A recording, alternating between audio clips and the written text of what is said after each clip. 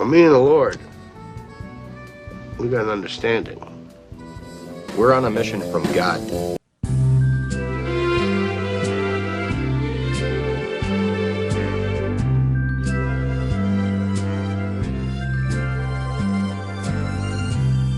Time after time, I tell myself that I'm so lucky to be loving you. So lucky to be the one you run to see in the evening when the day is through. I only know what I know. The passing years will show. It kept my love so young, so near. And time after time, you'll hear me say that I'm so lucky to be loving you.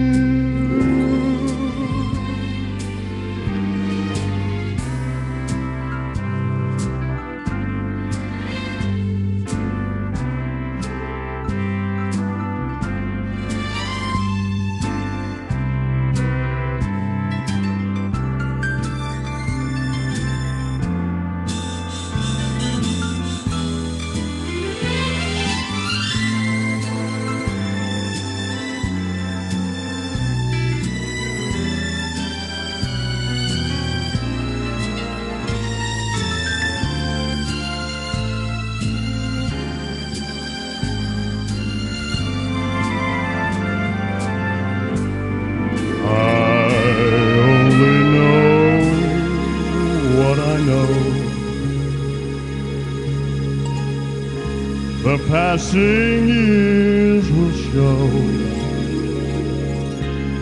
It kept my love so young, so near. And time after time, you hear me say that I'm so lucky to be loving you.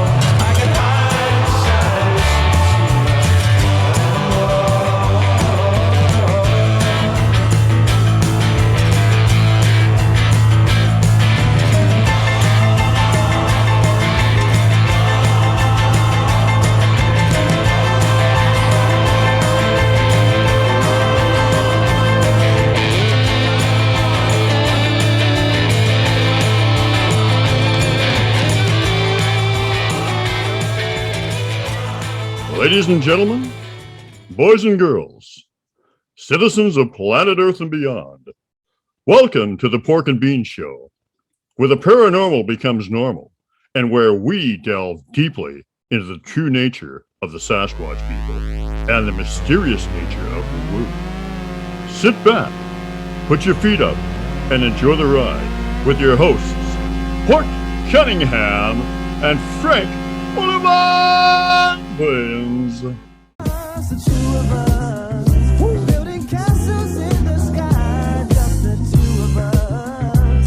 and I.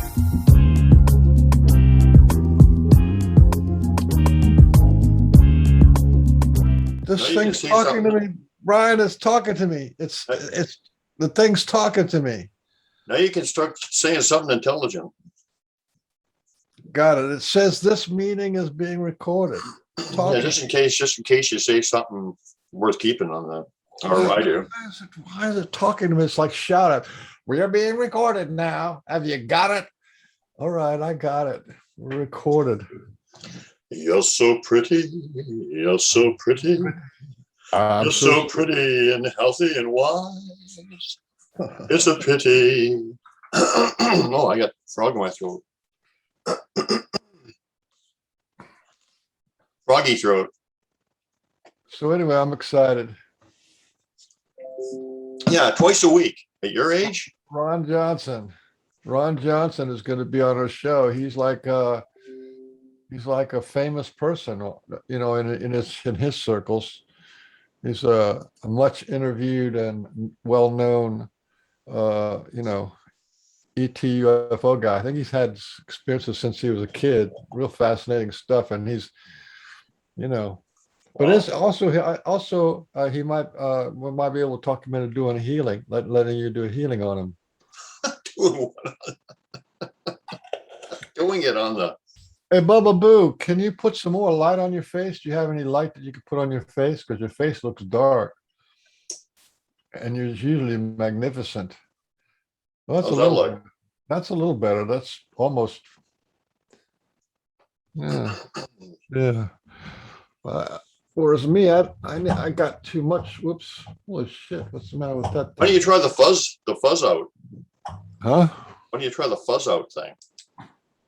Because then people wouldn't be able to see the Pork and Bean Show. Join us on Facebook. Oh, yeah, right. True enough. You're doing advertising 24/7. Yeah, I've only done it for like the last 6 shows. Beautiful. Beautiful stuff. You're forward thinking. Forward.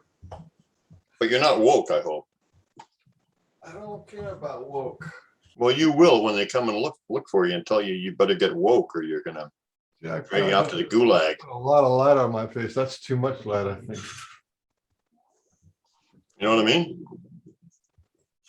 Maybe I'll bounce it off the wall. Bounced off the wall light is good. If you don't join the woke crowd, they're gonna haul you off to the gulag. We're all the cool people. Woke. Well, here's the thing about woke, okay? Woke. What is a woke actually meaning? The modern interpretation of woke is what? Well, I have my definition of it, but yeah, what is your definition of it? You mean? Hi, Ron. Hey, Ron, how you doing?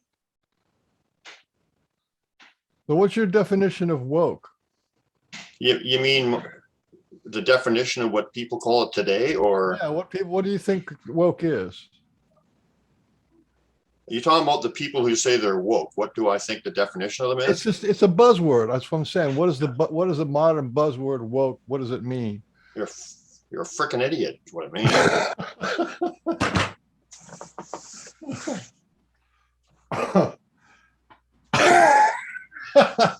Okay, well, let's just leave it at that. That's a good one. It's hard to top that one. Well, think about it. Hey, this guy is almost as handsome as you are. You're the world's handsomest man. Look at this guy. As loud as you can. No, you haven't heard that song?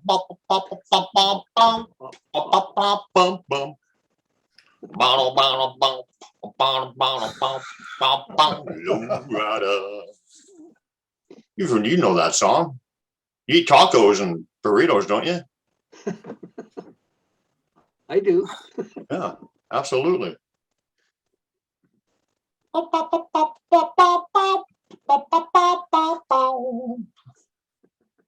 This is just the pregame. This is just the pregame show. We're not on yet, Ron. We got 15 more minutes, but we could Oh, start I thought now we if you got on here want. Too soon. Well, we don't want to. We don't want to. Yeah. Well, we don't want to say anything good though until the show starts, right? It's all. Listen, what are we talking about? I've been doing my best material already. Well, yeah. This will go on the YouTube version. Hey, I got a new subscriber today. That's cool. Ron. Me. Oh yeah, that's cool. I saw you in the Pork and Beans show. That's pretty nice. The group, yeah. Yeah. Yeah. Yeah, I joined it with both my channels. Sweet. Oh. So you got two. Look, he's got a channel. He's got channels. You only got one. You got one channel. I got a channel. Yeah. Hey, did you know, Ron, that at one time I was one of the volunteers for the free organization, the Dr. Edgar Mitchell Foundation remember those guys? Yeah. Yeah, I Yeah. did that. I done the interviews with them. Did 5 interviews with them. No kidding. Well, they actually had somebody, was it like a PhD or something, got a hold of you and talked to you? Yeah. Yeah. Yeah, I was I think an astrophysicist from one of the Ivy League universities. Like Harvard, that was Harvard, that's it. that But was yeah, that was guy Rudy Shields, I think. Dr. Rudy Shields. Yeah, that name sounds familiar. Yeah, well, what I was doing in the early days was I was doing interviews for them Yeah. of people that they, it didn't turn out too good because I was completely unsupported, and the PhDs got in there and said, "Oh, you can't do that. You don't do it this way." So, I mean, just interviews. How hard could it be? But I did that for about 6 or 8 months. That's pretty interesting. Well, Yeah. they were jealous of you because you're so good looking. I just, the PhDs are paranoid cult leaders or something. I don't know what's with those guys. They are. If you're not academic like they are, they don't want nothing to do with you. They want nothing to do with you. Yeah. Yeah. And meanwhile, they got what, 6,000 people that they could be interviewing, and they don't. You know what I mean? And I'm surprised. I'm actually shocked that they did one of you, only probably because you're what do you call it? A known person. Well, I don't know if I'm that well known, but He's on the most wanted list. Hey, what did you used to do for a living? I was a auto mechanic, and then Okay. I switched over to heavy equipment, and then I was in a nasty industrial accident and had to have back surgery. They wouldn't let me go back to work. I was forced into a medical retirement. That's when I lived in Hawaii. Oh wow, on the Big Island or on Oahu? Oahu. Yeah, But I lived in Oahu when I was a kid. yeah, boy, I tell you, that place is expensive. It's expensive now, yeah. That's where I had one of my UFO abduction encounters, was in Hawaii. I'll have to tell you about it sometime, but boy, it's going to take a while. Oh well, I mean, I've had a lot of them. we don't have to stick with Sasquatch the entire show. If you want to mention some of your highlights. Yeah, well, one of the reasons why I'm excited to have you on here is because, and here it is, Brian's not recording. Why don't you just throw it up there, Brian? Yeah, I am recording. It'll be on the YouTube version. I'm saying make it live, buddy. We're already rolling. See. Well, I got like the lady in there's got her mixer and everything going, so let the noise settle down a little bit. What lady's got a mixer? Can you hear noise in the background? No. Are you deaf or? No, the Zoom has noise cancellation, so a lot of stuff that what you hear, I don't hear. You don't hear when my dogs are barking and stuff? Do you hear my air conditioner running? My heater running? Well, no, because I got a mixer going in my ear. Give me 5 minutes and I'll do it. I'll start setting it up. Start the show. Push the button. Start the show. It's like me, I'm deaf in this ear and blind in this one. Well, I sing.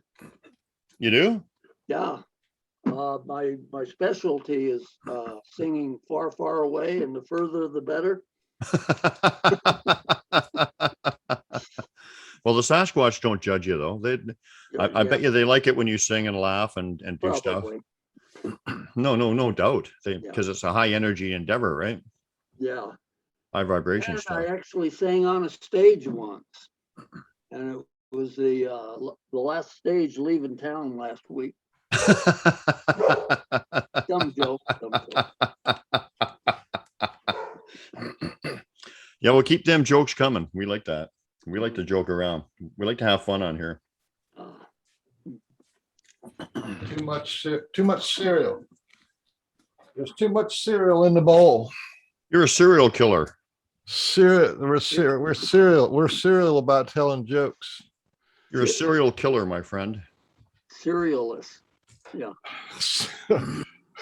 That's more like it. You know, that's the one thing that bugs me, is that people get serious about, UFOs, serious business. You know, Sasquatch is serious. You got to be a serious researcher. Yeah. You have to have a degree of some sort. That's bull crap.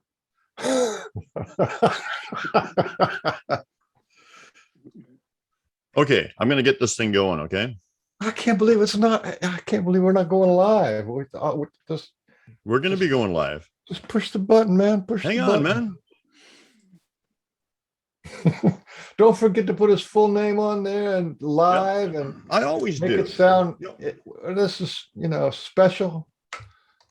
We're special needs. What do you call it? Program. We have a special needs program. Make everybody special.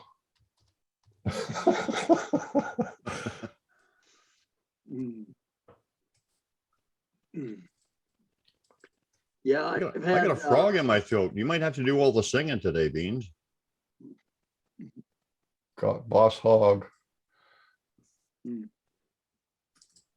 Yeah, besides the Bigfoot, I've had abduction encounters pretty much all my life. And, well, we'll start with and when we get on the show is we'll start with how you got started in this stuff, because whatever if it was UFOs or abductions or whatever it is, just kind of. Well, why don't we start with when you emerged out of the collective unity of all oneness, okay, and became a spirit. Okay, guys, let's radio silence. We're going live. What do you mean radio silence? We're going live, so give me a second. I got to do the intro. Let's try to make this professional.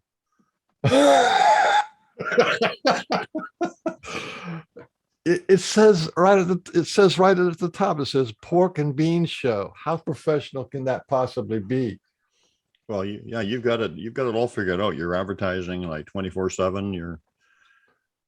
What would I do without you? I don't know. Probably start on time. I think we did. Hey, everybody. My name is Pork Cunningham, and I'm here with my distinguished, honorable co-host, Frank Oliver Beans, the world's handsomest man. Good morning, Frank.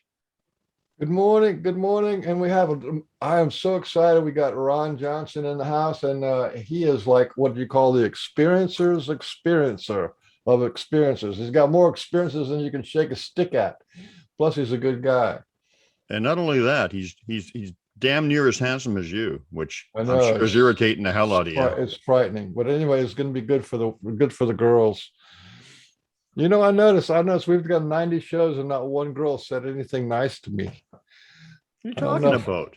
You're the guy that everybody loves. I'm the guy that I'm like the what do you call it? The pariah, the villain, or the pariah. So today we got Ron Johnson with us. How are you today, Ron? Good. Thank you for having me. It's our pleasure. It's our pleasure.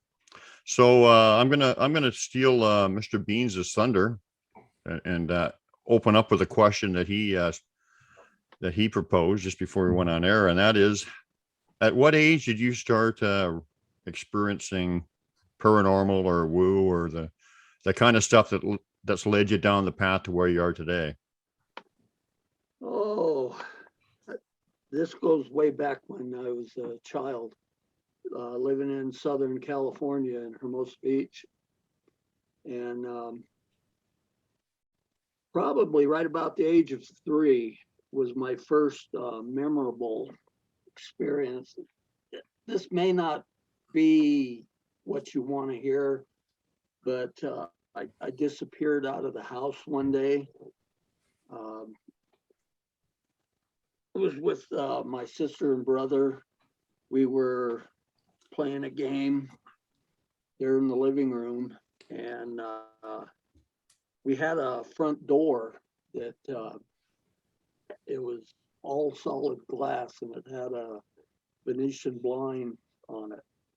And for some reason, I was always at that young age, I would always find myself standing between the Venetian blinds and the glass in the front door with my eyes cupped up against the glass like this. And I was always looking at what I called my friends outside, and they were always beckoning me to come out. And this one day I was up there looking out the window of the front door, and next thing I remember, I'm outside with them. I have no idea how I got out there, because the old front door that we had a latch that you had to squeeze from the top to get it to open. And at the age of 3, I just I couldn't reach it. Didn't have the strength to squeeze it. And so we all walked up. There was 3 of them. We walked up to the corner house, and we went into the yard. And the next thing I remember is I'm up in the air waving bye to them. Wow. And next thing I know, I'm down block away at a hardware store, sitting on the counter. And the owners of this hardware store, they knew my dad real well. And they called him up and said that I was found out sitting in the middle of the intersection. And how I got there, I have no idea. But I remember these friends of mine, when I think about it now, they look like grays to me, when I think about it. And that's when it started. And after that, when I got older and entered into elementary school, I had a friend in the 3rd grade that moved into a house about 5 houses down from where we lived. And I became real good friends with him, and we would usually walk to and from school together. And he started telling me and warning me about a person, and he called him Light Bulb Head. And it kind of scared me, but I didn't think that much about it, because when we had to walk to school, there was a green belt area that we had to walk through, and it was about a 3-acre field that had no houses in it. It was all eucalyptus trees and ivy, and they had a big water tank in there on one side and a pump house on the other side of the street that went through it. And he would warn me about this Light Bulb Head. He says, if you're ever walking through here, he'll be up there by the water tank watching you. And this kind of worried me for a while, as young as I was. But later, I don't know how much later it was, but it was probably a month later or so. I had to stay after school, and I was walking home by myself, and I was walking through this greenbelt area on the street. I wasn't thinking about light bulb head or anything, and all of a sudden, I noticed somebody was right next to me, and I turned and looked, and it was light bulb head.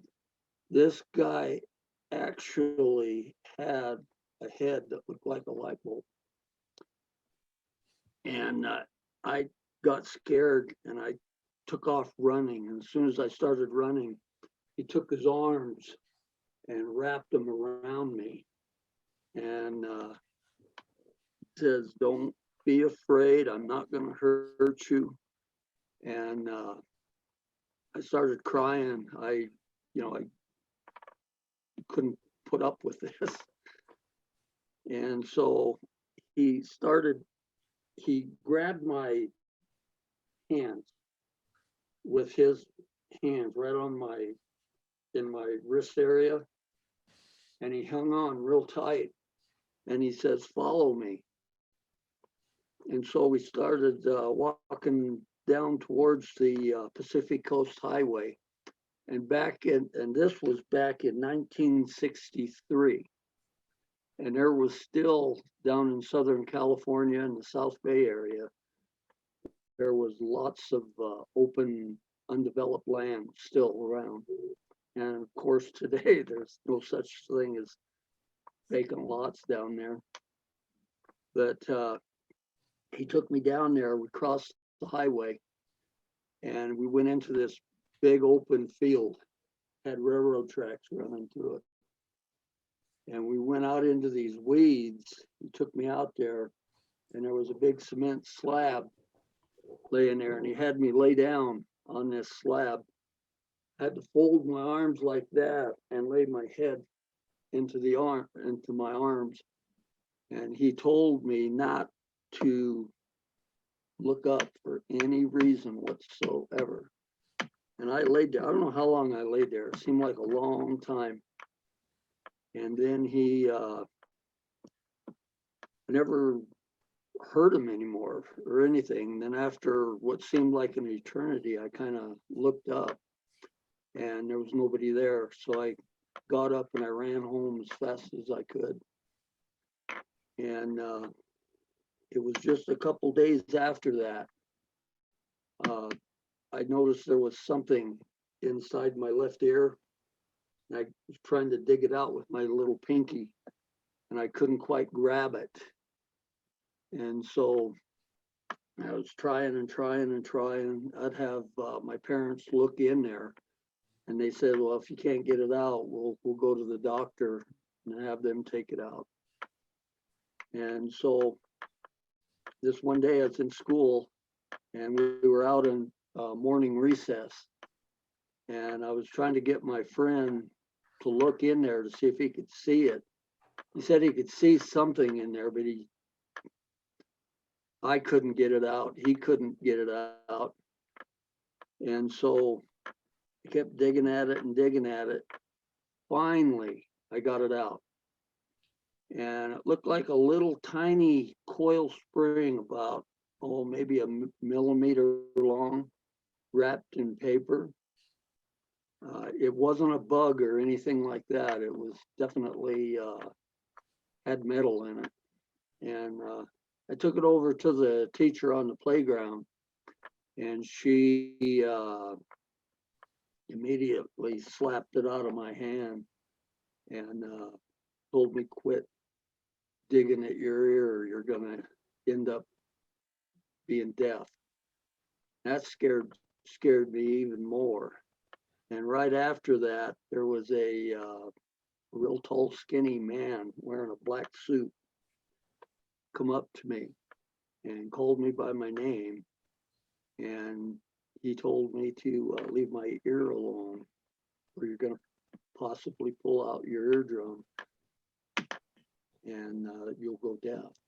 And he walked off the playground, walked down to the street below, stopped, turned, looked at me, and then walked off. And I went back and told the teacher about it, and she got mad at me, called me a liar, and quit fibbing and all this stuff. And I just kind of forgot about it after that. But I still have dreams about that to this day. That was like a Men in Black kind of a guy. Yeah, that's what it today. That's what I think it was an MIB. But that was the start of my weird stuff. And this was in California, and you were like, this must have been around from 3 to 7 in there, right? The first or second grade. I was. Let's see. Yeah, that was in 1963. So that would put me in the 3rd grade. And so that would be around 6, 7 years old. I'm just guessing. Oh, you'd be 9, 8 or 9 years old, wouldn't you? Yeah, well, yeah, whatever. Yeah. Yeah. But it was 1963 when this happened. Yeah, we were born the same year, right? Yeah. I made a timeline so I can get all these dates accurate, but I don't have it here with me in front of me right now. Yeah, I mean 8 or 9 makes sense because you're probably 5 or 6 when you go into kindergarten. So that's one of the things that's common in both the Sasquatch phenomena and the ET contact phenomena, and that is that oftentimes the first contact starts when you're a child. Yeah, it's almost like a prelude or a beginning, like they're introducing themselves to you, is what it feels like. Is what it felt like to me. But after that, I went into when I went into high school. I don't know why, but I became interested in UFOs, these Bigfoot type creatures. They didn't really call them Bigfoot back in them days. I think they called them just hairy bipeds. Well, they were calling them Yetis for a while, weren't they? An abominable snowman. Yeah, and living down there in Southern California, there really wasn't a lot of people at that time. They were just, basically starting to move in. And I would like to read these articles that would come out in the Los Angeles Times and then some of the other local newspapers about these hairy, they would call them wild men, hairy creatures that walk on on 2 legs. And I would read about these things all along the mountains,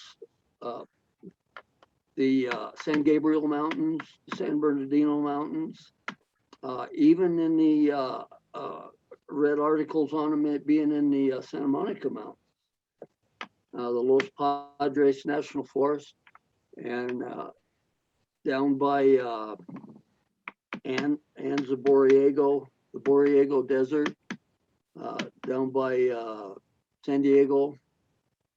They used to call them the Borrego Sandmen down there. And they were more of a lighter colored Bigfoot type creature. And the areas between Tehachapi and Victorville, California, a lot of sightings, Bigfoot type creatures in there. And a lot of them around Edwards Air Force Base seem to have a UFO connection to them. But this fascinated me in high school. And I've always thought about it, always thought about Bigfoot. And in 72, we moved to Utah. And I was still interested in it, but I wasn't really doing anything until about the 1980s. And when they started having sightings up around Ogden at the fish hatchery and in Cold Canyon up above Ogden, between Ogden and Logan. A lot of sightings up there. And time went on, and I was still fighting with these abductions I was having, trying to figure that out too. You can go into that because the whole point of this show for me is to show that there's a connection between well, I'm kind of bothered that the UFO people don't acknowledge at all the Sasquatch people, and the Sasquatch people don't acknowledge at all the ET people. But in reality, they're pretty much doing the same kind of stuff. It's just a different flavor. Right. Everything. One thing I've learned over the years, doing my Sasquatch research and trying to figure out my own encounters that I've been having. I also do ghost hunting and EVPs. It's all related. It's all related. The whole spectrum. Ghosts, Bigfoot, UFOs, OBEs, near-death experiences. They're all related. There's a connection with all that. Can you go into a little more detail of why you think they're related? What's the relation? The experiences that I've had seems to there's bits and pieces of all that they all share. They all share. Such as my UFO experiences. When I talk to the entities, it's usually done telepathically. Everything is consciousness. The ghost hunting that I do is all basically consciousness. The OBEs I've had over the years, and I've had many of them, out-of-body experiences. I've had the ETs that I've been in contact with take me on guided tours into other dimensions between what we would call the earthly realm and heaven. There's different levels, and they have taken me there to see them. we got to get into that a little bit, but yeah. after you talk about right. The similarities, but I want to hear about that. Yeah, the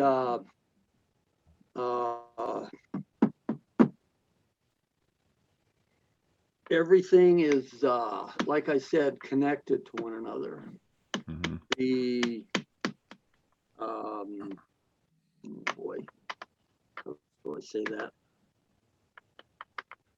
From, like I said, from having OBs to Bigfoot, a lot of the Bigfoot encounters that I've interviewed people with, different people over the years. Some of them they're related to the UFO phenomena, and I don't understand why they cannot see this. It's like to them there's a separation of all this, but to me it's all connected. Yeah. We got my first partner I had. His name was Daryl Smith. He died about 5 years after I started working with him. He has this amazing talent of writing real small. And he would write his encounter stories down on 3x5 cards. And I'd never seen anybody that could take a pen and write as small as he could and have it be readable. Wow. But he had this one lady he interviewed in Salt Lake City. I can't give her name. I don't want to give her name out. I don't want That's to fine. give her who she is. But she had she was being abducted by aliens. And this one abduction she had, she found herself, they had taken her onto a craft. And inside this craft were what she called Bigfoot creatures. What they were doing, she had no idea, but they were there and they were on the ship. And, there are connections like that. I interviewed a woman in Albuquerque, New Mexico that had a UFO experience with her Bigfoot sighting. And there's just too much of this. Yeah. That you can't call it coincidence. No, I've had So, encounters with Sasquatch when I've seen UFOs too, so I can speak to that as well. But can you go back a little bit? Tell us about, you said you were taking on guided tours on some of these dimensions. That's fascinating. Can you talk about that in detail? Oh yeah, you bet. It was right around it was right around 2004. I started having these, out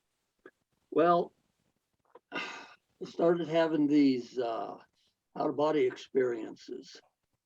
And they would, I wouldn't try. I would just be, real tired, and I'd flop down on the couch or lay down on the bed. And next thing I know, I'd find myself up by the ceiling looking down at me. And at first, it was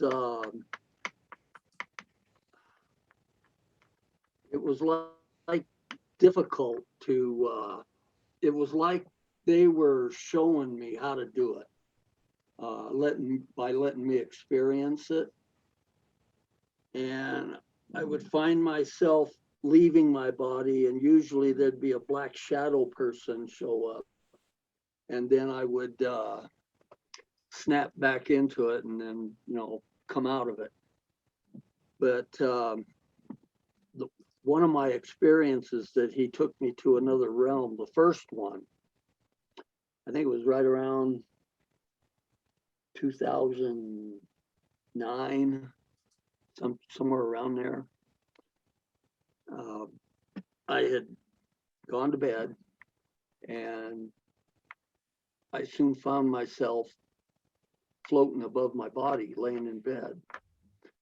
And the entity that I've always had encounters with, his name was Elby.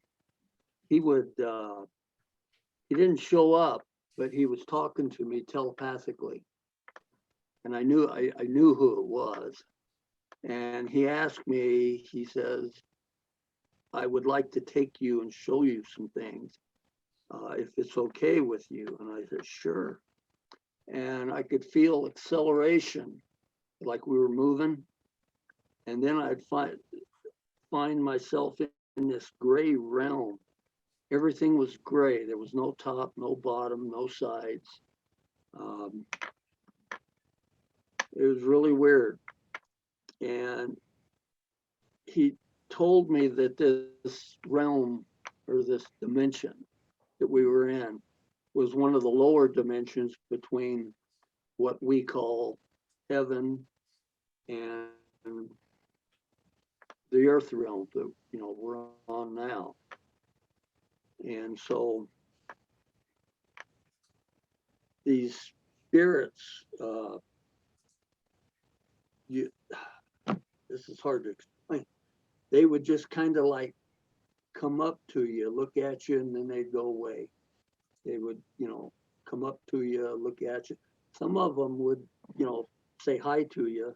Some of them would call me by my name, Ron. Yeah. And then after a while, can you tell us, what do they look like? Were they physical? yeah, they were physical. They looked like us. They looked like us in spirit form, like in an astral body. Yep. They were human. That was one time. And then the second time he took me back to that same realm. Is this what people call heaven? Like a heaven kind of a thing? No, this is one of the lower levels. Lower levels, right. So Yeah. all right. Where I'm guessing it would be where the people that are not so good would go. Or maybe the after they die. ghost kind of people or something that Yeah. didn't quite make it upstairs. Yeah. And what was going on there? What did you perceive there? What was happening there? Or It was just a place where they existed. There was no buildings, nothing. It was just a big gray, like you're standing in a fog. Except for it wasn't a fog. It's just like real dark gray air, and you can't see very far. It's almost like night. And these spirits would come up. Some, like I said, some of them would say, hi to me. Some of them would call me by my name. Others wouldn't. And I started talking to one of them, asking him questions. And I asked him, have you been to heaven? And he told me, no, this is one of the lower realms, and this is where I exist now. And so right after that, I asked him, I says, do you happen to know my parents? My parents are deceased. Do you happen to know who my parents are? That must have been the wrong question, because I mean, just like that, man, I snapped back into my body and just boom, woke right up. It was really weird. And then another time, he had taken me to a dimension that was higher up, closer to heaven. And well, he said it was the level below heaven. And sorry, just below heaven? yeah, just below heaven. And it was, gosh, it was beautiful. The colors were vivid, almost alive. They almost screamed at you. And everything was, there was buildings there. They weren't like the buildings we have, normal architecture. These had rounded corners. They were more round. The windows weren't square. Very futuristic looking. No roads. There were spirits everywhere. Thousands of them. Just everywhere. When you say spirits, they didn't have a physical body? No, they were etheric in nature, Okay. spiritual. Yep. They would glide along off the ground. They were up on the ground, off the ground. This is hard. This is difficult to explain, but You're doing good. they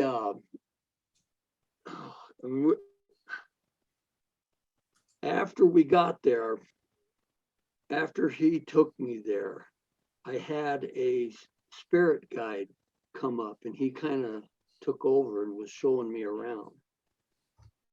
And off in the distance, I was looking at these buildings, and one of them had these spirits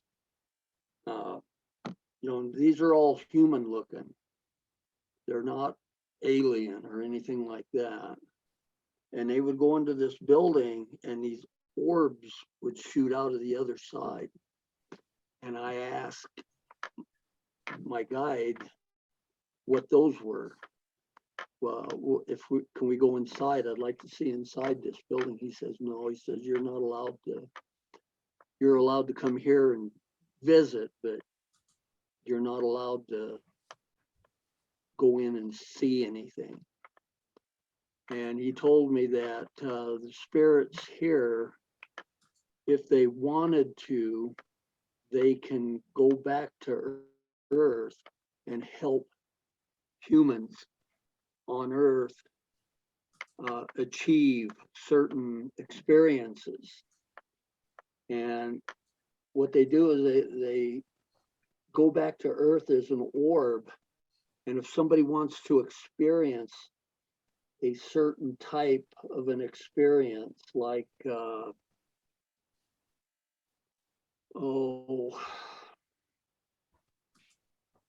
being in the military or whatever, a person that's already deceased can go back to Earth as an orb and enter into that person and help him achieve whatever it is he wants to achieve. It's tough. So this is like a walk-in kind of a thing that people talk Yeah. about. So Right. so somebody's having some kind of issues, or they want a little boost or something, Right. and this guy can come in there and guide them or direct them, or like run drive the car or something. Yeah. Help them. Yeah. Yeah. Wow. Yeah. Now, wait a something like minute, that. though. Cool. Is there still free will, though? Yeah. This This is is just free this world. is just assisting or helping the person, Yeah. but not sacrificing free will. Right. Yeah. It's not pushing the other person completely out. It's just right. Yeah. The person that he enters into is going through the experience, but the person that enters into this, the spirit that enters into this person as an orb, is there just to help them gain that experience. That makes any sense. Yeah. Would they be considered guides and whatever, or is that they would be considered, or Probably, yeah. I would consider it being a guide, like. And Well, this is actually really important because it's one of the core understandings that I have is that we are mutable. We are not fixed. That means beings can come into us, energies could come into us, even bad ones and good ones can come into us. There's, it's not like we're, it's not like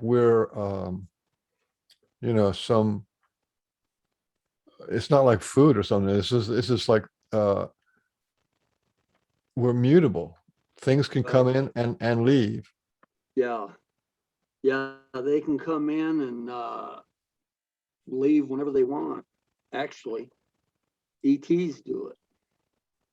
Yeah. The problem people have is when they're drunk or they're passed out on drugs or something, is that on the spirit side, that's saying, I don't want to be in my body. That's what this net result is. And that's where you can have attaching spirits from these lower realms who just like want to go feel what it's like to be in a body again. So that's the danger of getting drunk till you pass out. Another time, my the ET I was having experiences with between 2008 and 2009 had come to me in an OBE and asked me if it would be okay if he took me to see my deceased mother. And I said, sure. And he took me to this realm. He didn't tell me where it was at, but I'm assuming it was one of the higher realms. And I ended up in this beautiful garden, trees, shrubs, and again, the colors were so vivid and alive. And I'm there, and he leaves me, and my mother appears out of a rock wall, and she asked me if, you want to come with me. I got some things I want to show you. And so we kind of glide along out of this garden, and everything turns into like a green grass meadow, rolling hills, and off in the distance, there's a small building there. Have you ever seen any of the Mormon temples? I don't believe I have. Okay, there's one in Manti, Utah, and this little building looked quite a bit like that, but real small, about the size of a small house. And so we glide up to this building, and the front doors open up, and we go inside. The inside of this little building is humongous. It's like going from a Volkswagen Bug into a big warehouse or something. It's really weird. It's like interdimensional or something. But and the inside of this place is just gorgeous. It looks like as if it's made out of marble. It has these pillars all around along the walls. And in between these pillars are these large, look like paintings. And each one is a different scene from my mom's life. Wow. And she tells me that everybody that dies has a room just like this. Everybody. And she said, your dad has a room like this. And this portal opens up, and I can see inside this portal, and I can see my dad inside of another room that looked just like the one we were in. And then the portal closes up. We move down a little bit, and she says, your grandmother has a room like this. And again, another portal opens up, same thing, another room like this, and my grandmother's in there. And then the portal closes up. And down at the end of this big, huge room we're in, there's a table that goes all the way across the width of it. And so we go down there, and as we get closer, I can see these crystals. The whole entire table is full of crystals about a foot tall and about maybe an inch or so in diameter. And then in front of those are smaller crystals, same diameter, it looks like, but about half as tall, maybe about 6 inches. And there's just thousands of these things on this table. And so I'm thinking to myself, what the heck are these?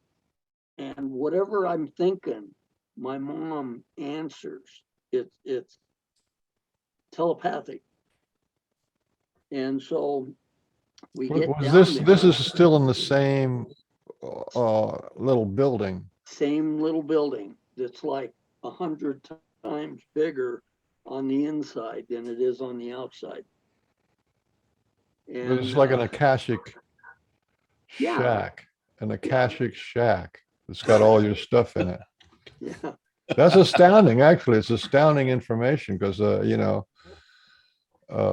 that's a big part of what's going on here is that Akashic record, things being recorded. Right. Exactly. What was the purpose of these rooms? Each individual room for the people that were in them? I have no idea what the purpose was, unless it was a room that your life was recorded in. That's what it seemed like to me. But anyways, we got down to the end, And I was wondering, in my mind, I was thinking, what is this? What are these crystals for? And my mom answered it. I didn't have to ask her, like telepathically, she knew what I was wanting. And she told me that these crystals have the entire life of a person that you knew while on earth, a relative, a friend, or whatever.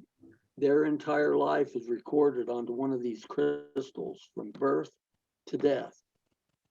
And I was thinking to myself, what are the little crystals for?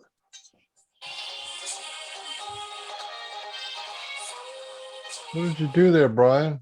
Did you go to a carnival or something?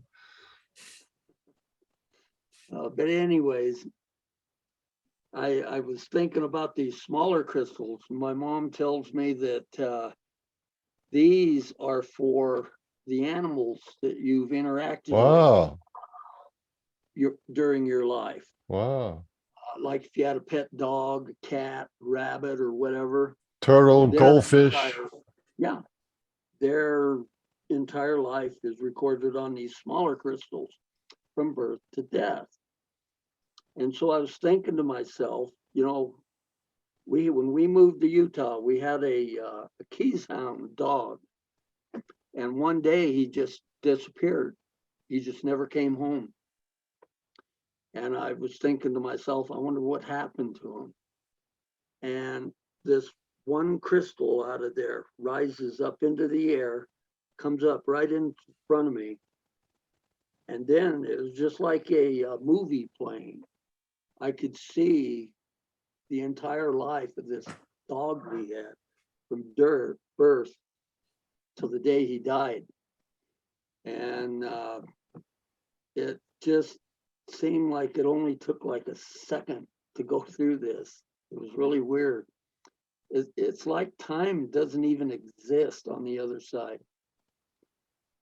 And but anyways, I found out what happened to him was he left the house, our property, went across the street into the yard of the neighbor across the street. And he come out with a shotgun and shot the dog and threw it in the back of his truck and then took it to the dump and threw it in the animal pile at the landfill. Holy crap. And he died. That's where he died. He didn't die from, the shot. He didn't die right then and there, but he died later after the neighbor took him out to the dump. And I just felt so sad about that. And so we turned around and the crystal goes back down onto the table. And then we turn around, we start gliding to the other side where we came in at. We get about halfway into the middle of the room. And then all of a sudden, all these spirits come in, hundreds and hundreds of them. And I know a lot of them. A lot of them are, friends and relatives that have passed on. And I saw my grandparents that I've never even seen in my life. My great and great beyond aunts, uncles. It was like a family reunion of people that I, haven't even met yet. And then my mom tells me that every person has a special place besides this of their very own, something that they've always wanted to have but didn't have on earth. Like she says, I want to show you this place of mine. She says it's beautiful. It's up in a forest, up in the mountains. And I have deer, all kinds of animals there. And it's just, I want to show you this, but I'm not allowed to show you this. So you're saying that there's her little house thing that has her Akashic records, all her history. And then she also has some living space that is to her dream living space. Correct. Yeah. Wow. Well, you know, I wanted to say this about, and I'll ask it, do it in the form of a question. Do you think that the ETs who pick us up, or the Sasquatch that we are interacting with, are they accessing our Akashic record? Do they know everything about us, like that, from birth to death? Yes, I totally believe that. Right, because that's one of the big ones that it's so hard to get across to the most of the Sasquatch people and to the ET people, is that there's a connection there where these people are coming to you, the Sasquatch people or the star people, and they already know everything about you for generations back and for every moment of this life. And that's sobering, to tell you the truth. Yeah, it's like they're a part of you. They yeah, like you say, they know everything about you.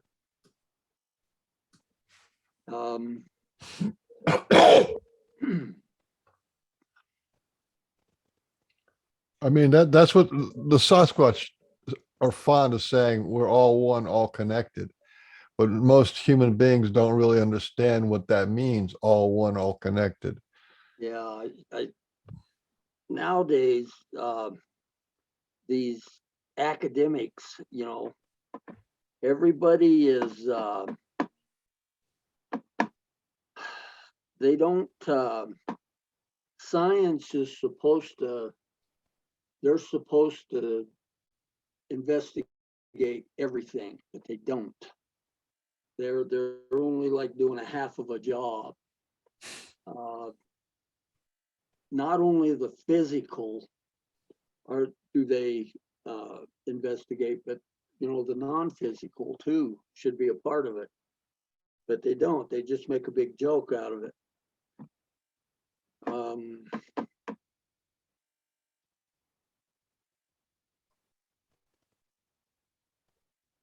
That's why I think that they're missing the boat on a lot of this. Yeah, the rational materialist, the rational physical materialist, that they, Yeah, you have to be more inclusive. You got to include all the data, all the stories, all the, right. There's too many people having these experiences out there. There's too much what they call circumstantial evidence. But to me, it's more than circumstantial. This stuff happens. We had Preston Dennett on, you know him, right? Preston? Yeah. Mm-hmm. And I was asking him about how many people have been contacted, that there's a safe number for him to talk about. And he was saying, I think he said it was something like 2%. That is a good guess, 2%, and 2% of like 350 million people. That's like over 6 million people, almost 7 million people. Yeah. So there's a lot of contact being made, and the way that the Sasquatch community is going, it's the people who have sightings, who have contacts, and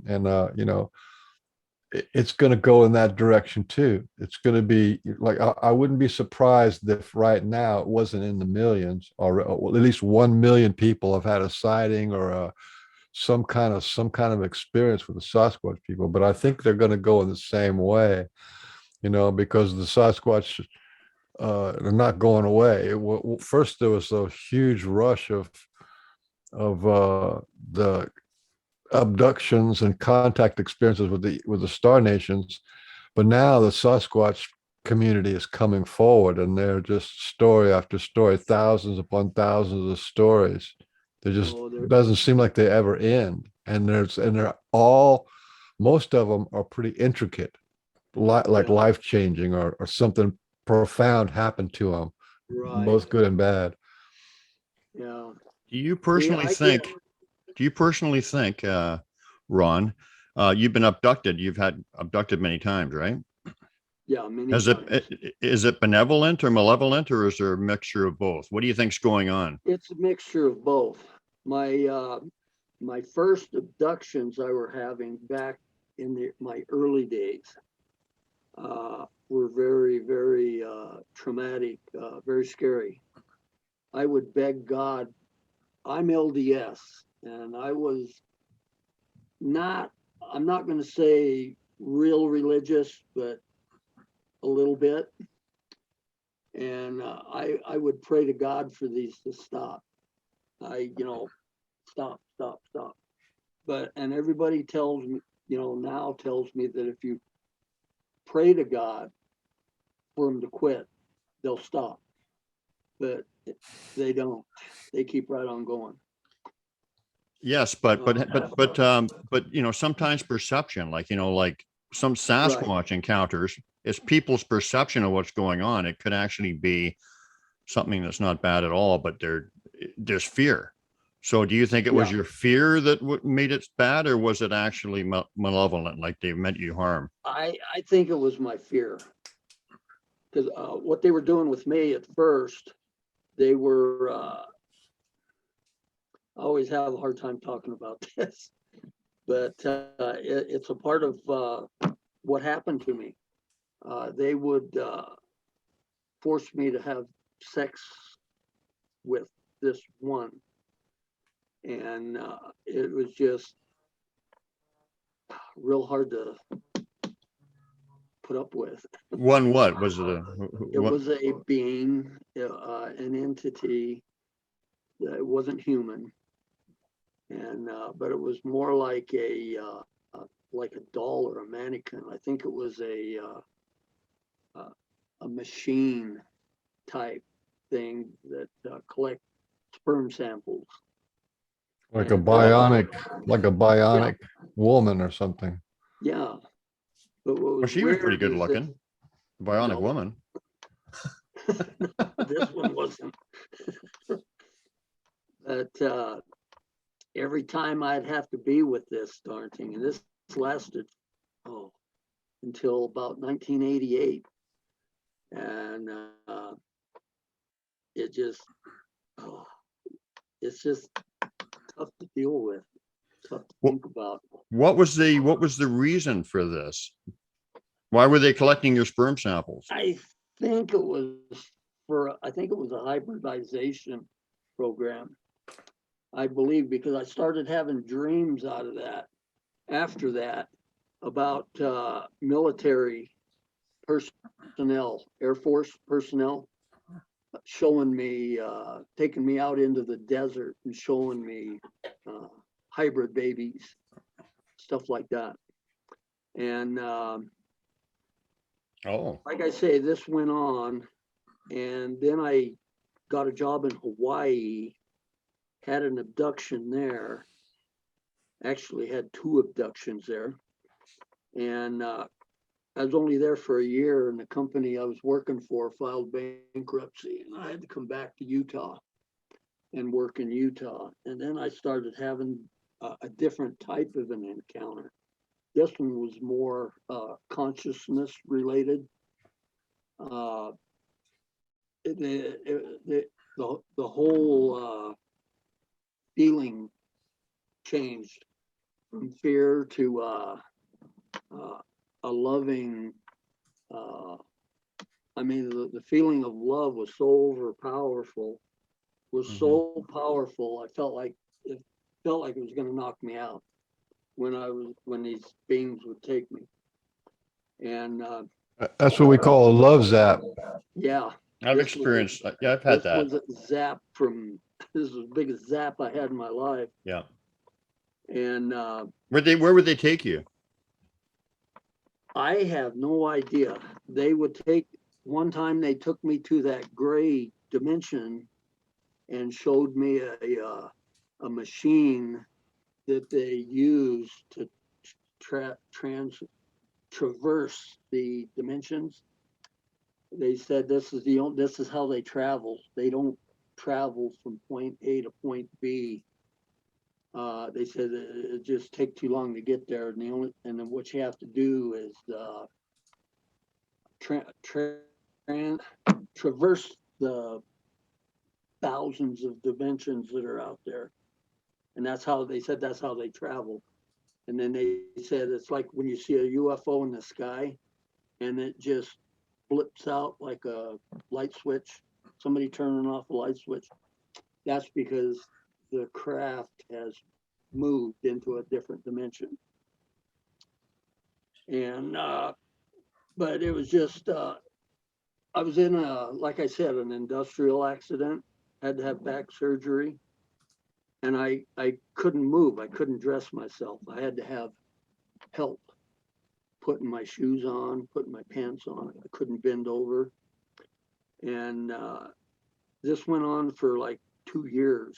And finally I started meditating and asking. And then I started having these experiences in 2008 with this being that I call Elby. And in 2009, they took me out of my house in Utah, and I ended up on this table, and they came and worked on my back. And I swear it felt like he was right inside my spine doing whatever it is he was doing. And I'll tell you, I've never had anything in my life hurt like that.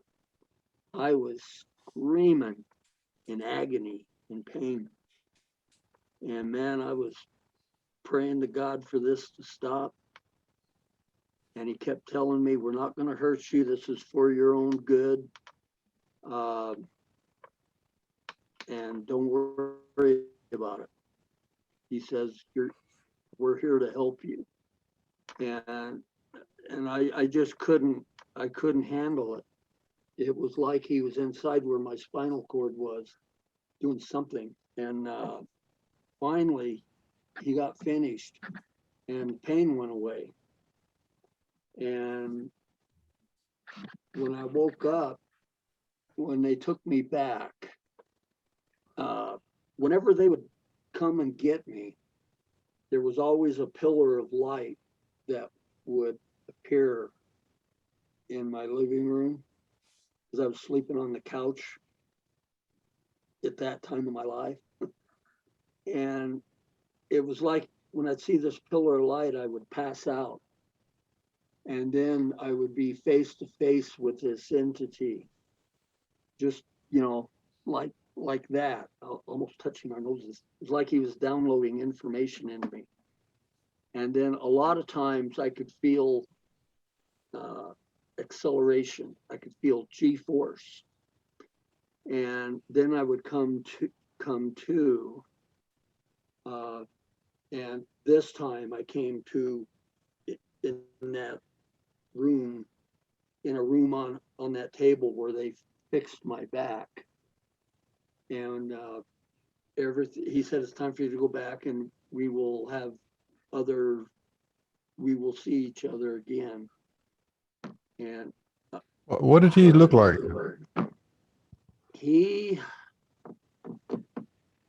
Darn it, I got a picture. I drew a picture of him. I don't have it here with me right now. That's all right. Was he a human type or was he like a gray type? I would say a human. He wasn't human, but he was a human type. He had a torso, legs, arms, and a head. But he had a large cranium and a small chin, a very small petite nose. Hang on. Petite nose and mouth. Very anorexic looking, like a skin wrapped skeleton. He was about 5.5 foot tall. 3 long fingers, and a thumb. And the fingers looked like they had appendages on the ends of them. But when I woke back up on the couch after that encounter, my back, I could move. I I could, no problem. I could dress myself after that. And to this day, I've never had a problem. So you're almost crippled. I mean, basically almost crippled. You couldn't work anymore and all that. And then a couple of procedures that were done on a either a matrix reality or on a craft. Yeah. And now you're pretty much at least pain free and with most of your mobility or all your mobility back. Yeah. That is astounding, but that's not uncommon. Yeah.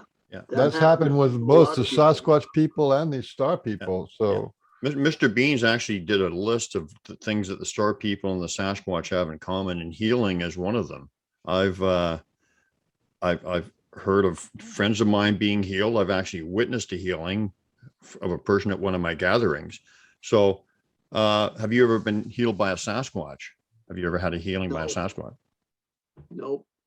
The Sasquatch encounter I had basically was just I got a telepathic message to stay back, do not approach. And my cousin was with me. He didn't get the message, but I did. And I knew he wasn't going to hurt me.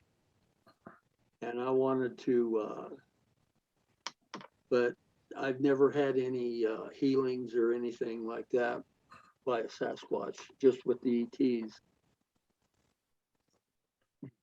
So, did you have an excruciating pain any other times, or was it just the first time?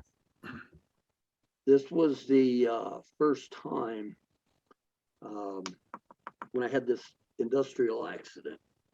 And what I did was my spinal cord between L4 and L5 was mashed, flat, pancaked out. Let me tell you, that hurts. I can't even describe to you how painful that is. back pain, something else. You're talking crawl on the floor to go to the bathroom hurts. Exactly what I had to do. And most of the time I would just stay on the floor. So do you have a relationship with, do you consider yourself to have a relationship with Sasquatch too, or is it more with the Star Nations? I think it's more with the Star Nation, but I do believe there's a connection there that I've been desperately trying to make a connection. I go up into the mountains at night. I'll drive up there. I go hiking. I'm always sending messages out to Sasquatch, but so far I haven't gotten any back. But you got a lot you're in Utah. There's a lot of Sasquatch in Utah. There was a channel, I think, Sasquatch Utah, I think, one time. Yeah. Well, I think part of the connection is you said yourself, you saw a Sasquatch on a ship, right? I didn't. Oh, you heard? Okay. But I've interviewed. Okay. But, that there's a connection right there. I mean, they're extraterrestrial and sometimes too, and whatever. And oh yeah, there's definitely Sasquatch on craft. No question about that. That was in that survey. Yeah. That's interesting because everybody has different experiences, but I mean, all of my experiences, well, not every one, because I had one when I was a kid, but with some kind of other entity, but they're all like with Sasquatch, but there's a lot of commonalities between what you're saying and what I've experienced and whatever. So, so this all one and all connected feeling you had, who was introducing you to that? Because that's what the Sasquatch gave me. And that's basically their message that we are all one and all connected. So where did you get that message and talk about that a little more?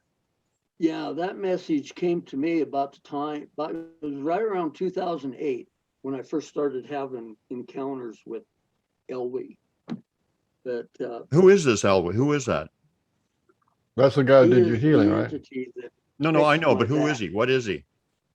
Oh, I have no idea. I have asked him that many, many times, and they're very vague on what they tell me. They only tell me certain things. I have no idea where he's from. I have asked him that 100 times and never got an answer. But have you seen him?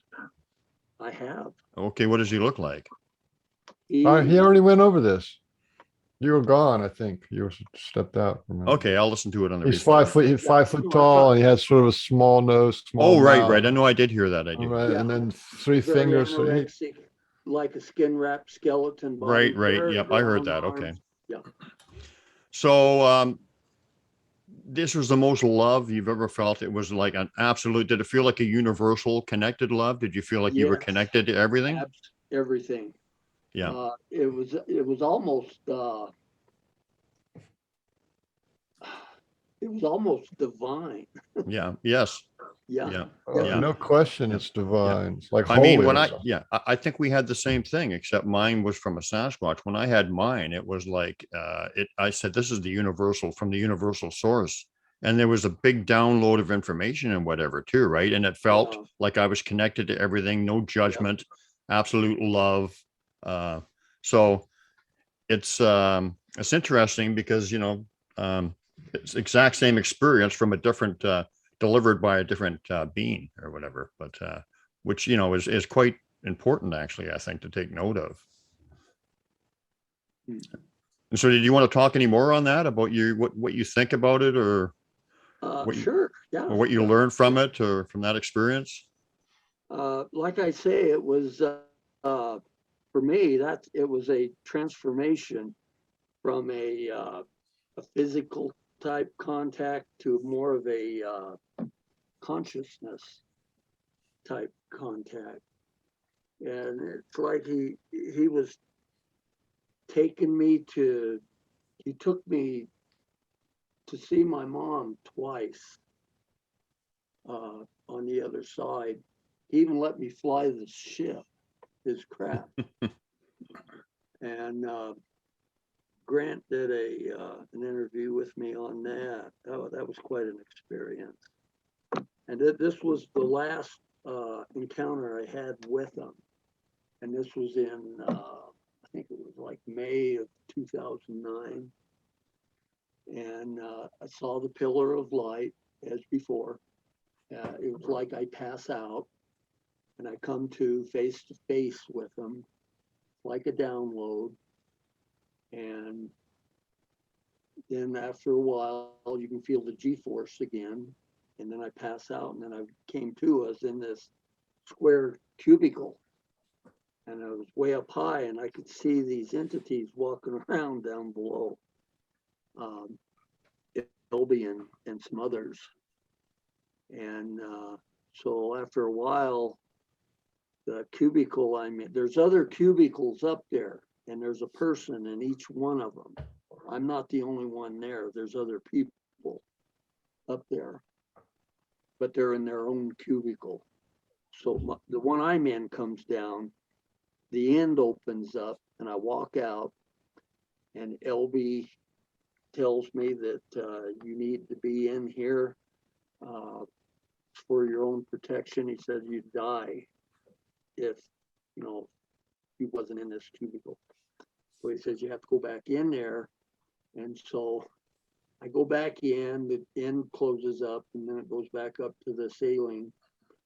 And I don't know how long I was there. I was there for a while, and then it came back down. And then it opened up, and I come back out again. And he took me over to the edge of the craft. It was like a round saucer shape, had like a dome on top that I could look up into. And the one end it didn't go out to a sharp point, but it went out to a little bit of a point. And there's this big chair sitting there with a console. And he tells me that it's time that you find out what's happening to you. And he says, you've been programmed from birth to fly this ship, transporting people, humans, from this earth to a dimensional earth, another dimensional earth. Wow. In the near future. And so he says, I want you to come over and I want you to sit in this chair. This ship was beautiful. It was all black. It was like a real shiny plastic or a porcelain. No corners, no nuts and bolts. Everything looked like it was one piece. So he has me sit down in this chair, and these symbols start appearing on this console. And they're, switching from symbol to symbol. And I asked him, I said, what am I supposed to do? And he tells me that, see the indentations in the armrest? He says, you put your fingers into the holes and rest your arm into the indentation. And so I do, and it fits. It fits perfectly. It's like it was made for me. And I said, well, what am I supposed to do now? And he says, it's all inside you. All you have to do is think, and the ship will respond. It's all ESP. And he says, where would you like to go? And I told him, I said, I'd like to go out into deep space and see the Milky Way galaxy from afar. And he says, okay. He says, but before we go, I need to tell you that as soon as we take off, you're going to feel G-force. It's going to be strong. And as soon as we traverse, get those two words mixed up. As soon as we traverse the dimensions, then you won't feel the G-force anymore. And he says, are you ready? And yeah, I'm ready to go. So I think about, going out into deep space and seeing the Milky Way galaxy from afar. And all of a sudden, the stars that I'm looking at from where I'm sitting, because the whole front of the ship was like transparent. I could see out into space. But we were, off down below, I could see we were pretty close to Earth. And when we started to accelerate, the stars would like turn into streaks of light. And G-force was so powerful. I couldn't stand it. It was like a roller coaster ride from hell. And I tell you, I couldn't stand it. But it didn't last that long. It only lasted for like a split second. And then we started traversing the dimensions. You ever take a book and just thumb through the pages and let them flip real fast? That's what it looked like. And each page, there was a different scenario going on. Holy mackerel. I was looking at it, it was really weird, and it was so fast. We were out there in it seemed like a split second. And we're sitting out in space, and I could see the Milky Way galaxy out there. And it was just unbelievable. And so he says, it's time, we can't stay out here very long. We need to go back. So I think going back to Earth, where we was when we took off, and the same thing happened. I could see there were stars and off in the distance, everything like turned into a streak of light, and within a split second, we were back, and I could see the Earth out there down below. And it was just neat. It was just fantastic. And I've been asking him when is this supposed to take place? But he never answers me. So I don't know if this is They always say soon. or what. They always say soon. Soon, yeah, it's always soon. Yeah, and that's the 1980s. They've been saying soon. It's going to happen soon. In the near future. Yeah. But yeah, it was pretty neat. And a lot of my earlier encounters with them, I had 5 of them, abductions, where they took me and they would put me in this room, sitting on this armless chair, sitting on a pedestal, and I had to watch these symbols, thousands of them. They would appear on this screen in front of me, and I'd ask him, I says, why do I have to watch these symbols? He says, you have to learn these. Yeah, and it felt like school. It was really weird. It felt like I was in school all over again. But that was just unbelievable. I've heard people say that these ships happen like they're living, like they're a living being. Did you experience that? It didn't. I never really felt it being alive, but it was definitely a part of me. It felt like an extension of me. Mm. It was.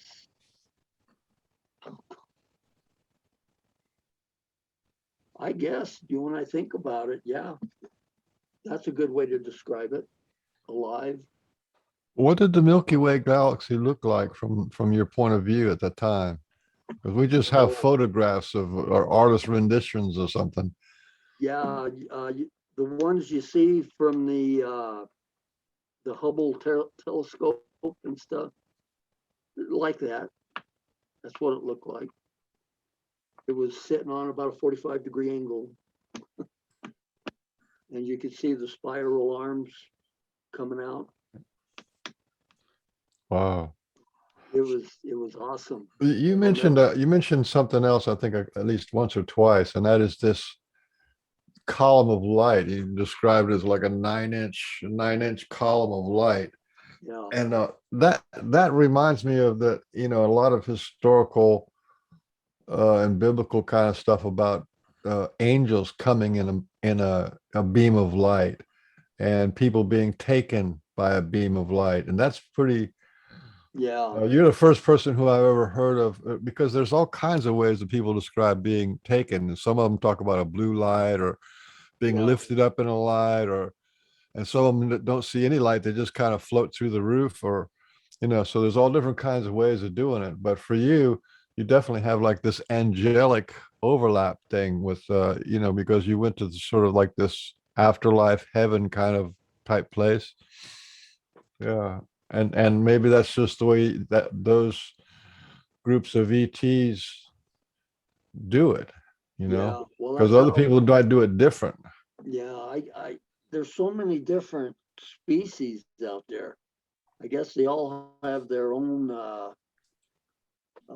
what's it called, modality of Yeah. Beam me up, Scotty. what's that? Beam me up, Scotty. Right. But this would always start. I would lay down. I was having so much paranormal activity going on in the house. I was having telekinesis activity, voices, spirits, apparitions, black shadow people, all kinds of stuff. And it was just driving me crazy. So I started sleeping on the couch. And that's when I started having these encounters with LB. And like I say, it would always appear, this beam of light would come through the ceiling and then down through the floor. And it would just slowly move across the living room And I'd just sitting there laying on the couch watching it, turning my head. And next thing I know, everything would turn like a hazy white, like you're passing out.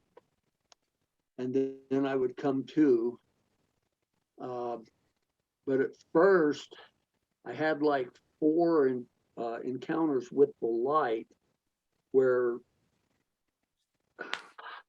I didn't see the entity. The first time, the light would just move across. The second time it happened, the light just moved across.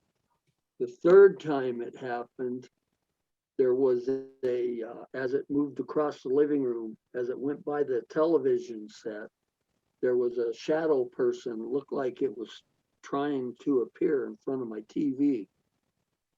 And the fourth time it happened, this shadow person was walking, following the beam of light, going across.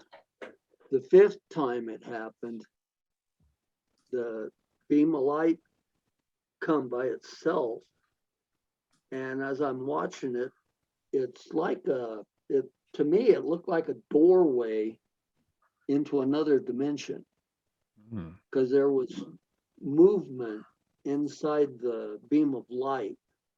And you know how you,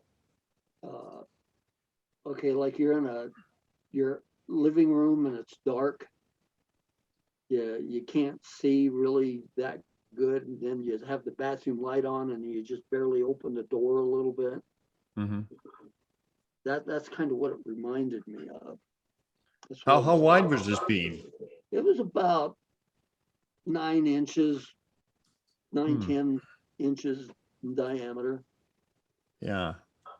Sounds different than I experienced something like that one time camping, but this big, huge columns of light came down from the sky, but it was like about 3 feet wide or something.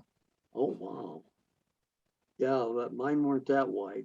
Okay. Yeah. Yes, this was the beginning, and maybe that's how they transported me. I don't know. Maybe after I pass out, maybe it opens up and then they come out and get me. And then take me in there. But it's weird because a lot of the researchers are telling me that I read about are saying that they may be taking your astral body, your spirit, and then abducting that and then bringing it back and putting it back inside you. But that I have a hard time with that, because when we sold the house, I had my future brother-in-law come down. He was going to buy the place. And he was sleeping on the couch. We had sold all the furniture. I was getting ready to sign all the papers over to him. He was sleeping on the couch. I was sleeping on the floor in a sleeping bag. And he woke up about 2:30 a.m. in the morning, and I was gone. And he got up looking for me, couldn't find me. He said, well, he was thinking maybe I went next door to talk to the neighbors. And I told him at 2:30 in the morning, I said, I don't think so. And so he went back to bed, and then I was back in the morning. I was back. But I had no memory of that, no memory of where I went, or I don't even remember it. But I remember I was asking my mom, I was thinking that just before my mom died, I'm wondering if she had experiences. So I went in and asked her, this was about a week before she died. I asked her if, I said, the experiences that I'm having. She said, yeah. She says, yeah, I'm well aware of them. And then she told me that she called them sons of bitches. they come in here and they take you, and I'm afraid they're not going to bring you back. And she says, I'd fight like heck, fight like hell, trying to get up. And she says, if I get a hold of them, I'll kill them. She says, they come and they take you at night, and in bed, I can't move. I want to go stop them. And it just upset her. She started, getting emotional. And so I never bothered her anymore with questions about that. But my dad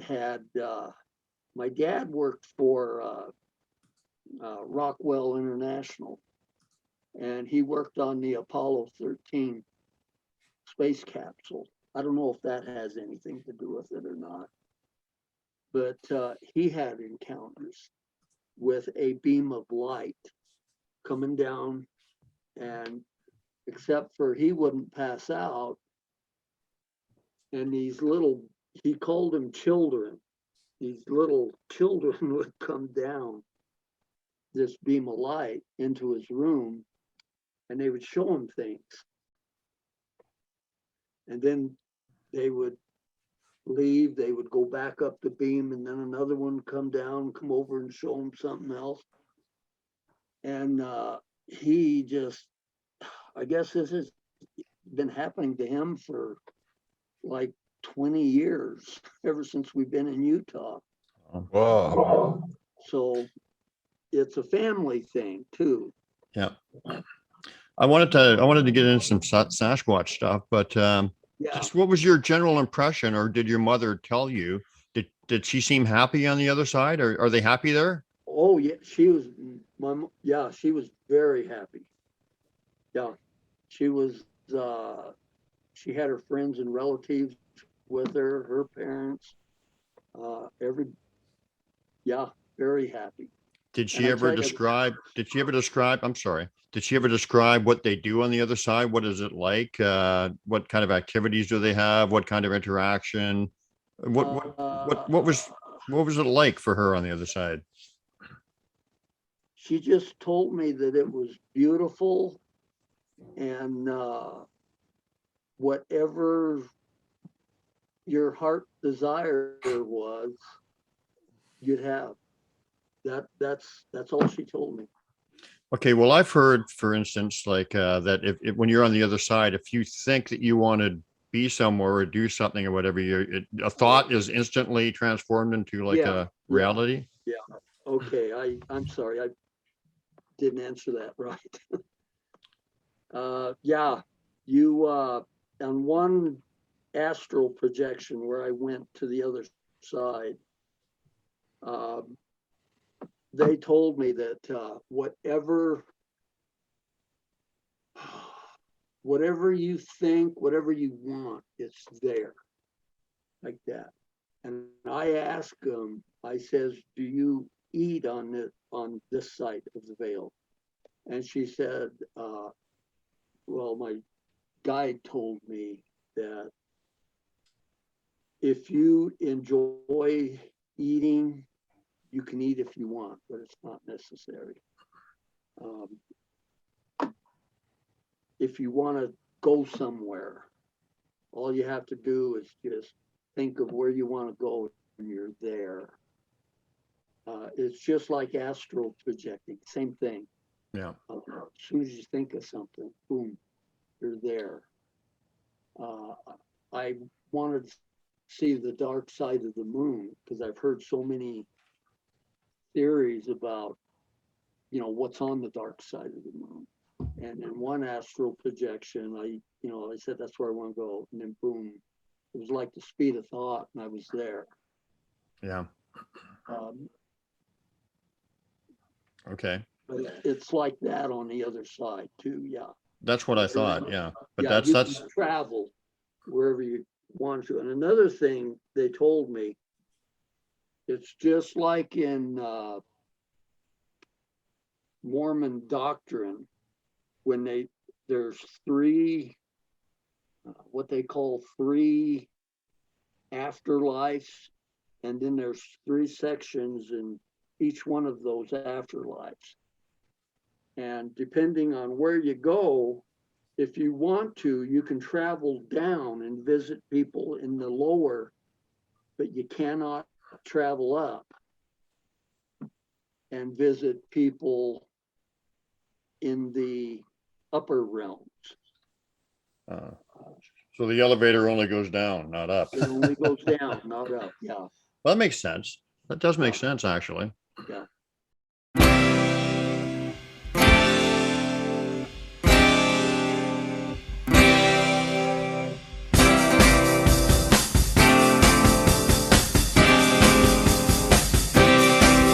Little Billy was the baddest kid in his class, always the last in line.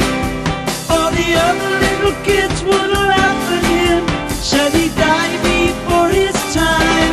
Ha ha ha ha, ha ha ha ha. Little Billy didn't mind. Most of the kids smoked cigarettes just to prove that they were cool. The teacher didn't know about the children's games, and Billy always followed the rules. Ha ha ha ha, ha ha ha ha. Little Billy didn't mind. Billy was big on the outside, but there's an even bigger man inside. 10 million cigarettes burned every day, and Billy's still doing fine.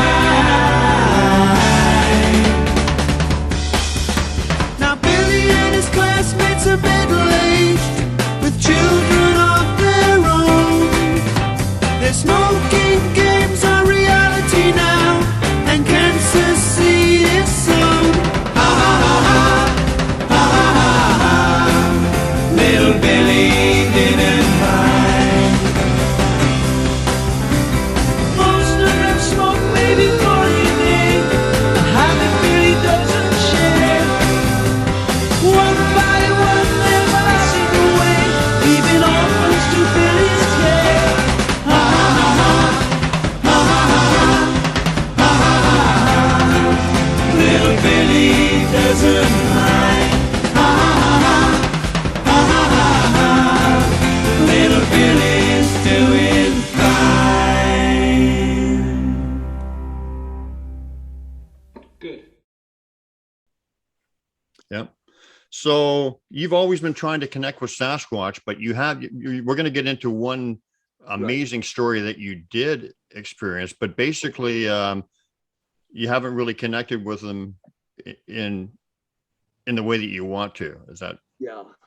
I want to connect with them like I do with these entities Right. in my experiences. I would love to.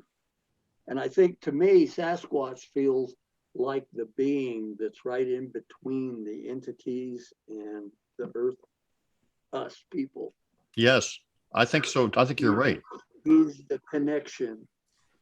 I think to you're this. right. I would agree with that. So tell us about your friend who passed away. Tell us that story. And Okay. and then the Sasquatch thing that happened. Yeah. Okay. This is a weird story, but it connects the spirit world with Sasquatch and telepathy and all kinds of stuff. Okay, back in, I think it was 2004, I joined a paranormal group. It was a kind of a joint paranormal and MUFON meeting for MUFON, Utah. And I met a man there. His name was Daryl Smith. He was a Utah, he researched Sasquatch, Utah sighting. He mainly just in Utah. And he would gather all these reports, go interview people. And I was fascinated. He gave a presentation at one of the libraries in Salt Lake. And I was so fascinated with him. I stayed after and we became good friends. So we joined together And we started going out on these, I don't like the word hunt, Bigfoot hunts, but, I lost sound. No, I just muted it. No, you're more, I like to say an experiencer. That's more respectful and that's more like, yeah. Exactly. And so we would go out and God, we went all over Utah, out on the West Desert and the Uinta Mountains, the Book Cliffs. We've been everywhere searching for tracks and stuff. And he told me that the best place that he has found for tracks is at Hoyt Peak in the Uinta Mountains. So we started mainly going there, and had a weird experience there one time. Those plaster casts I showed you, it was like 2 days before that, before we got those casts, we were up in Hoyt Peak, and I have a Dodge crew cab 4-door truck. And that day we went, I had all my cameras, my paranormal hunting equipment, everything with me in the truck. So we parked the truck and then we hiked down this gully and we found 5 sets of tracks. There was the 2 that you saw the plaster casts of. Then there was another one that was a 20-inch track and another one that was a 23-inch track and a 17-inch track. And we followed these tracks for like a quarter of a mile. And we picked out, these were the best 2 that we found, because apparently they was about, a year old or so. And they were definitely old tracks, but they were there. And so anyways, we didn't have any plaster with us. So we figured, well, we'll go back to Lee and then we'll come back up in a couple days and make some casts out of them. And so we got back to the truck and all 4, when I never leave my truck unlocked, I always lock the doors.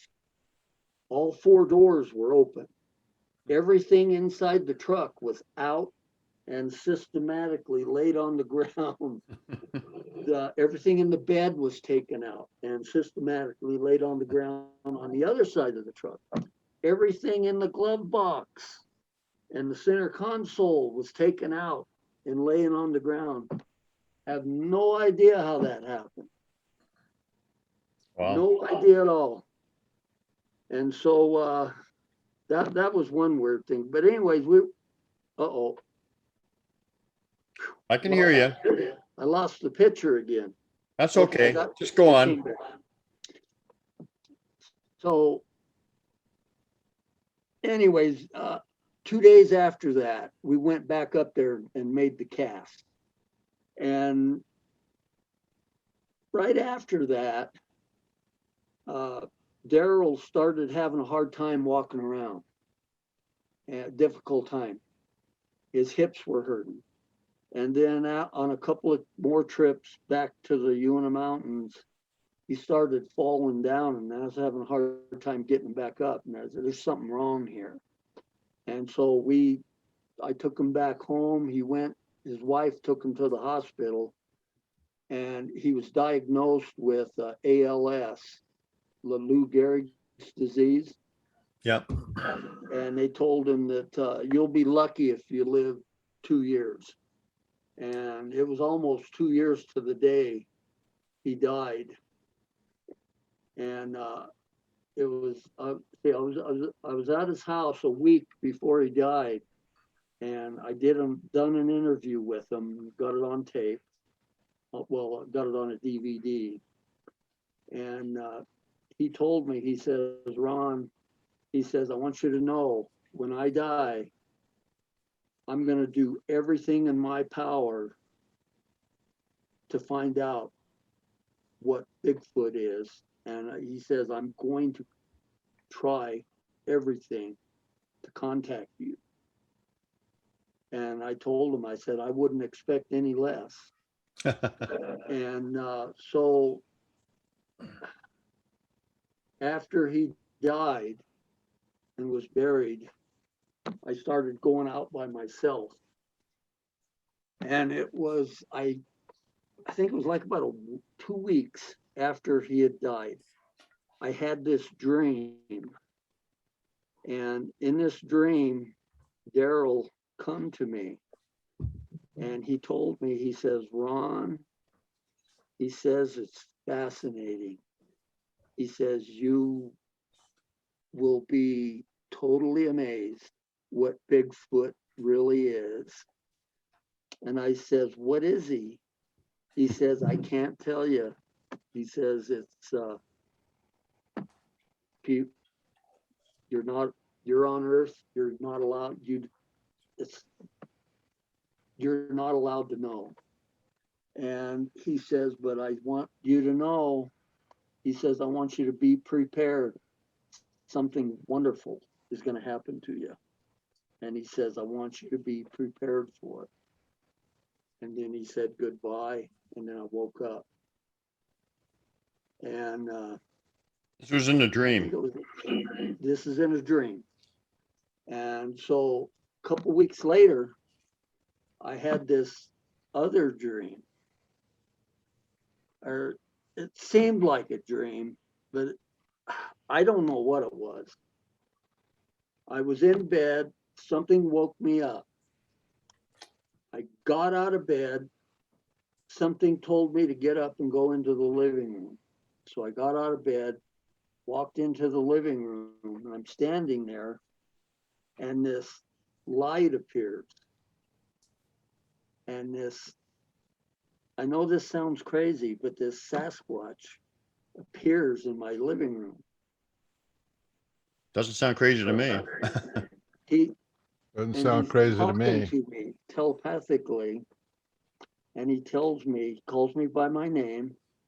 He calls me a brother, and he says, I would love to take you to meet my family. He says, we have families just like you do. And I said, I would love to go meet your family. And so it was weird. He turns back like into a pillar of light, and everything just gets real bright. And I turn into like a pillar of light. And then we come to, and we're in this cave, and there's like 7 Sasquatch in there, little ones, big ones. And he tells me, he said, I want you to meet my family. This is my family. And there's a female Sasquatch up there tearing this deer apart. And she hands me a leg and asks me if I want something to eat. And I tell her, no, thank you. And it was just weird. And then after a while, the Sasquatch says, it's time for you need to go back. And what's weird is I could feel, I was barefoot when I got out of bed, and I could feel the ground. I could feel the dirt, the cold, the breeze in the cave. It was really weird. And so we turned into a pillar of light, and I reappeared back in my living room, but he wasn't with me. He must have went somewhere else. And so I went to bed, and I got up the next morning, and I hurried up and I wrote it all down in my journal. And it was just awesome. And I said, that's what Daryl was telling me about. Be prepared. Yep. But that wasn't. So I want to get into some more details on this. So when did this happen? Okay, this happened. Okay, let's see. Daryl died in on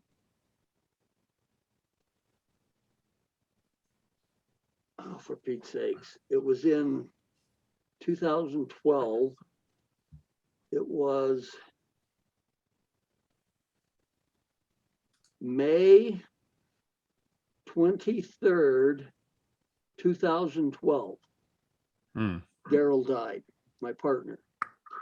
And okay, the dream I had was in March. It's in my dream journal. March 213. March 12th, 2012. It was like 2 months prior to. 2 months prior to when he died? No. No.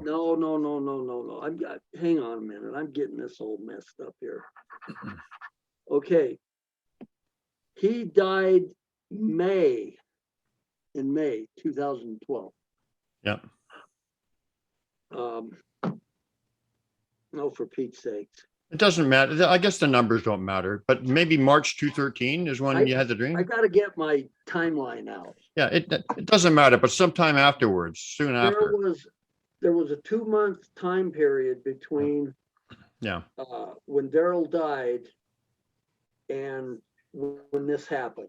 Okay. So my questions are, but you haven't really been in contact with the Sasquatch people since, like that? One time. Okay. Well, we'll get into that in a bit, but okay. So you're sitting in the cave with them. Can you describe them in detail? Yeah, they're, I mean, I'm talking about their energy. What did you feel like, as far as their energetic presence? What did they look like? That kind of stuff. They look like a what you would expect a Sasquatch to look like. They had the long matted hair, the prominent brow bones, the deep set eyes, the big buck type teeth. Their energy, what I felt was pure love with them. Just like with the entities, it was pure love. It was like they were a part of me and I was a part of them. Yeah. And but this oh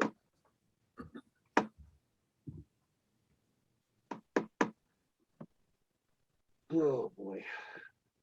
But after this, it was like 2 weeks after this happened, is when a friend of mine had called me. He worked at the mine up Sea Canyon. He was a truck loadout boss. He said he had an encounter with some kind of a biped that he didn't know what it was. And so he described it to me as he said it looked like Chewbacca on Star Wars. Mm-hmm. But he said that's not exactly what he looked like. He said it just resembled him. So I told him I'd go up and investigate this thing, look for tracks, look for hair, look for everything. And I went up there for 5 days. Never saw anything, no tracks, no hair, nothing. And on the 6th day, I was in Price, and I stopped at my cousin's house, and I asked him if you want to go up and see the where the Sasquatch sighting was.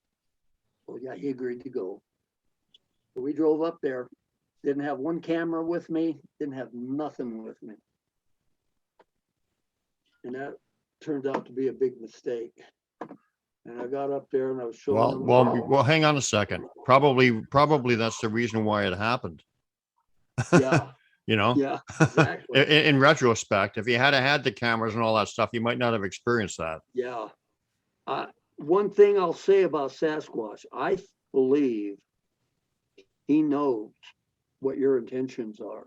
100%. He knows everything about what you want to do, and all this. No question, 100%.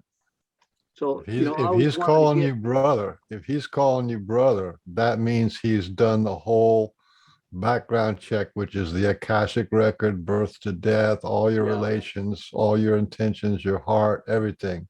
Yeah. He wouldn't invite you to the family, you know, without that, you know, that means the trust is there. You're like considered family now. Yes. But when I go up into the mountains and try to communicate with them telepathically, I tell them I'm not here to take your picture or to exploit you in any way. I want to know you as a spirit, as a as I want to know you as I know me, you know. Yeah. Well, you know, the interesting thing is that, you know, they will show up in pictures or whatever, but it's their choice. Yeah. I've had them show up in a lot of my pictures, but, you know, sometimes if you just say, I'm taking pictures, and if you want to show up in one, you can. So Yeah. it's basically about respect, because, It you know, is. they are people, right? If Exactly. you respect them, you know, you can't trick them. And like you said, they can read your intentions, and Yeah. they know what's going on in your head. They know what's going on in your heart and all that. Yeah. Yeah. So anyways, okay, on that sixth day that my cousin, we saw the Sasquatch. He was standing in a clearing about 90 feet off the road. And I slammed on the brakes and I backed up and I rested my chin on the steering wheel of my, I had a Grand Cherokee, and I was watching him. And my cousin was getting excited. Do you see it? Do you see? He was getting all Twitter-pated over it. And so I told him, I says, very carefully, get out of the car. And so I got out of the car, he was getting out, and then I looked up and he was gone. He had took off. And so he said, should we go down there? And I says, yeah, let's go down there. And I started to walk down there, and I got this telepathic message that stay back, do not approach. So I told my cousin, I says, stop, don't go any further. I says, I got a pretty intimidating message not to proceed. So after a while, I felt pretty good about it. So we started walking down to where he was at again.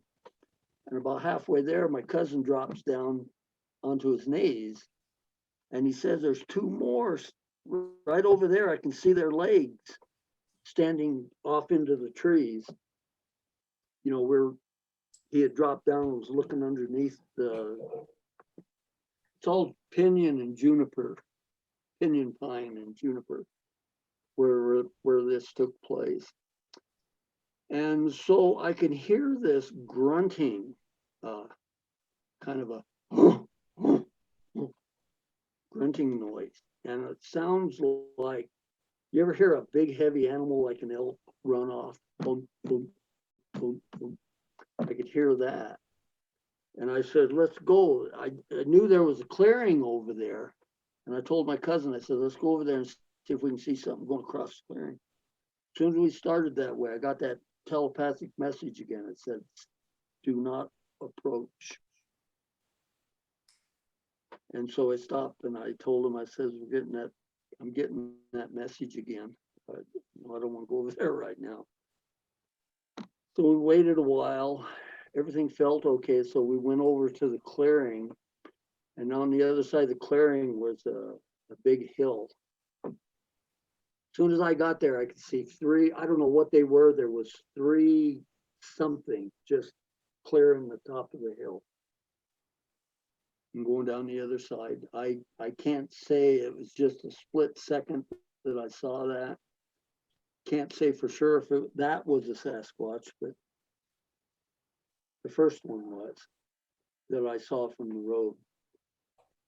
And been going out there ever since. I made a little rock box and had a big flat rock I'd put on it.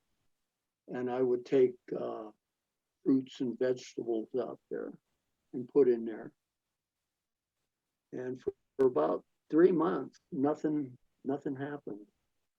And then all of a sudden, I went out there one day and there was a stack of rocks on top of it.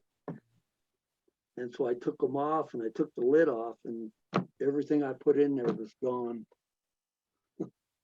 So I started doing that and the stuff would come up, would be gone whenever I'd go check on it. And that lasted for about a month. And then then everything quit. Everything quit. I would take stuff out there for them and it would still be there. But How long ago was that, Ron? How long ago was that? That was back in 2012. Oh, okay, so that's a while back. Yeah. It's still fresh when you had your first your beam Right. beam into the cave thing. Yeah. The dream with Daryl and when Daryl died and this Sasquatch encounter we had is all within a 2-month time period. Would you describe them as human looking? Yes, a lot of people like Jeff Meldrum and them, they always say that he's probably some kind of a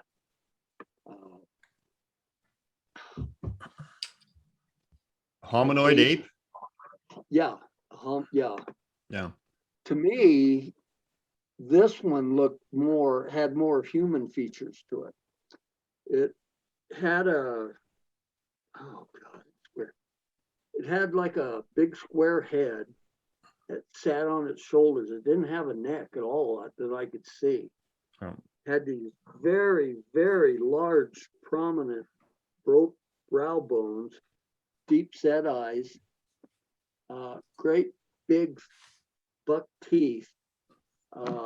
And to me, it appeared and had the feeling of being old, like it was an old man.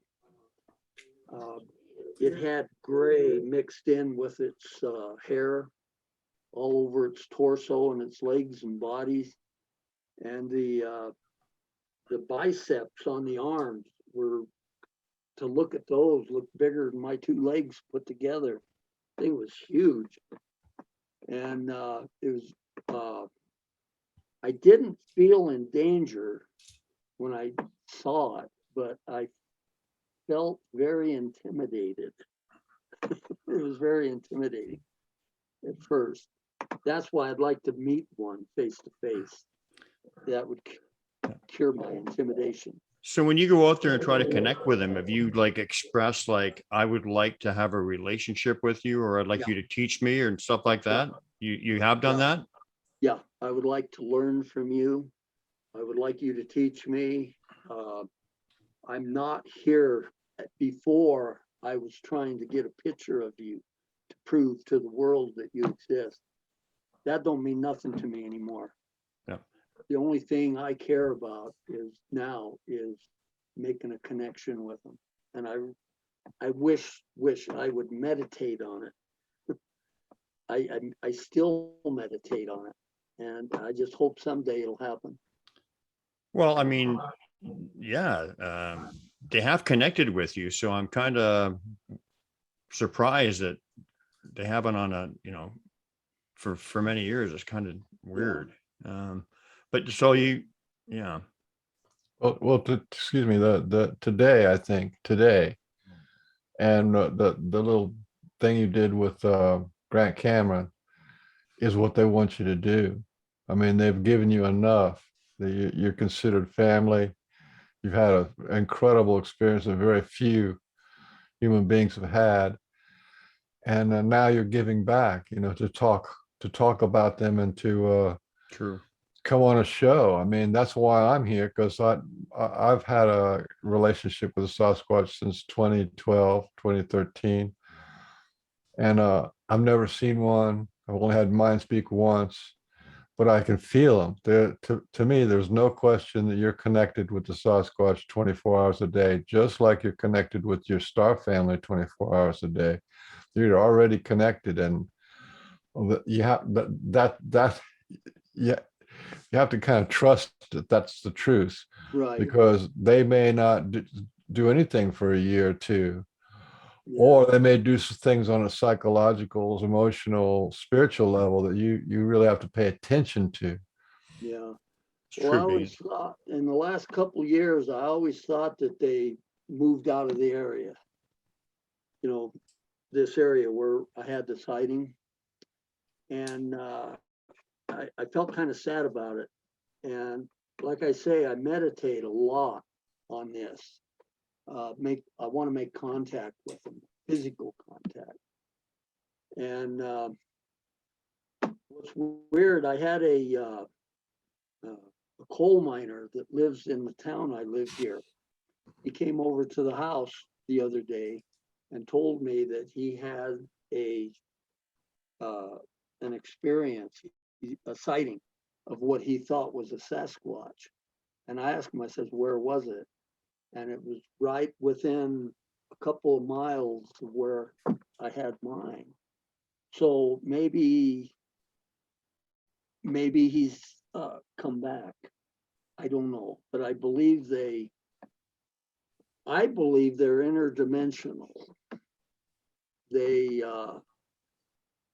They're more than just an animal. I think they're more conscious oriented, more ET like than human like. I don't know if I'm saying that right, but Close enough. Well, you know, the Sasquatch are funny people. There's a lot going on in their world. They are not just hanging out in the woods. I mean, they do things. And also the other thing is they're in a lot of pressure too. There's, from what I understand, I looked into this, I just had it brought to my attention in a real rude way, but there's like 11, they say they have 11 different organizations, different teams of people that go out hunting them, actively hunting to kill them. And they're like, yeah, there's like a military, and then there's agencies, the 3-letter agencies, and then there's the state government that or the federal government that has people who have, when Sasquatch go rogue, or they start bothering people too much, or they hurt somebody, they go out and take care of them. So if that's kind of stuff is going on, that maybe where they are is a place that they really can't risk doing face to face, right? You know. Yeah. But then what I would suggest is to do like what this guy Tom, that's Brian's partner, is he just goes out and camps out and just sits. And so maybe next summer when it's warm, you can go out and camp for like 2 or 3 days or a week or something, and just chill out and let them have it. Because, you know, there's no real science, but but I agree with this thing about you doing the CE5, right? You're doing a CE5 thing. I want to see you, I want to be friends, and you do a little meditation and a little ceremony. I believe that works, but they got no problem coming in your house invisibly anytime they want. That's just my whole relationship with them was invisibly, you know. Yeah. Oh, really? Yeah. Okay. It took them 2 years to teach me about the all, one, and no space. That's what they're in, and it just by giving me hints and then showing me a video and giving me another feelings, and you know, all without words. They really like to communicate with us without words, not even mind speak, because to them, that's where they live, in a place where you feel the presence, and you have to do the work of putting it together, you know? Yeah. So just because they're not giving you contact doesn't mean they're not there. Yeah. And every relationship is different. Like, you know, like I have, you know, like mine is different than any other people's, and it's just the way it is. But, you know, I will say that you've already had more profound experiences with them than the so-called academics who are not Yeah. open-hearted and whatever, and have not, are out there measuring their stride and taking casts and whatever. I mean, you're already well beyond I'm that. past that. Yeah. Well beyond that. So you've actually had profound experiences with them. Yeah. You know, the where I live here in Utah, you've heard of the Skinwalker Ranch? Yep. Yeah. I'm within 50 miles of it. Oh, wow. They said that whole area, like Yeah. 50 miles either way, is hot spot of both Sasquatch and the star people, and who knows what else is out there. High energy or something going on out there. So you live 50 miles away from there? Yeah, within 50 miles. Have you In a experienced straight line. Have you Oh, yeah. experienced any of the stuff that they talk about there? Yeah, I got a friend that has a cattle ranch. He's got like 1,800 acres down here in the valley. And then up there, he's about 28 miles from the Skinwalker Ranch. He has a, I don't know, like a 500-600 acre parcel of land up there that he has cabins on it that he rents out to hunters in the winter. And I've been trying to make a connection with the Skinwalker Ranch because he's got these the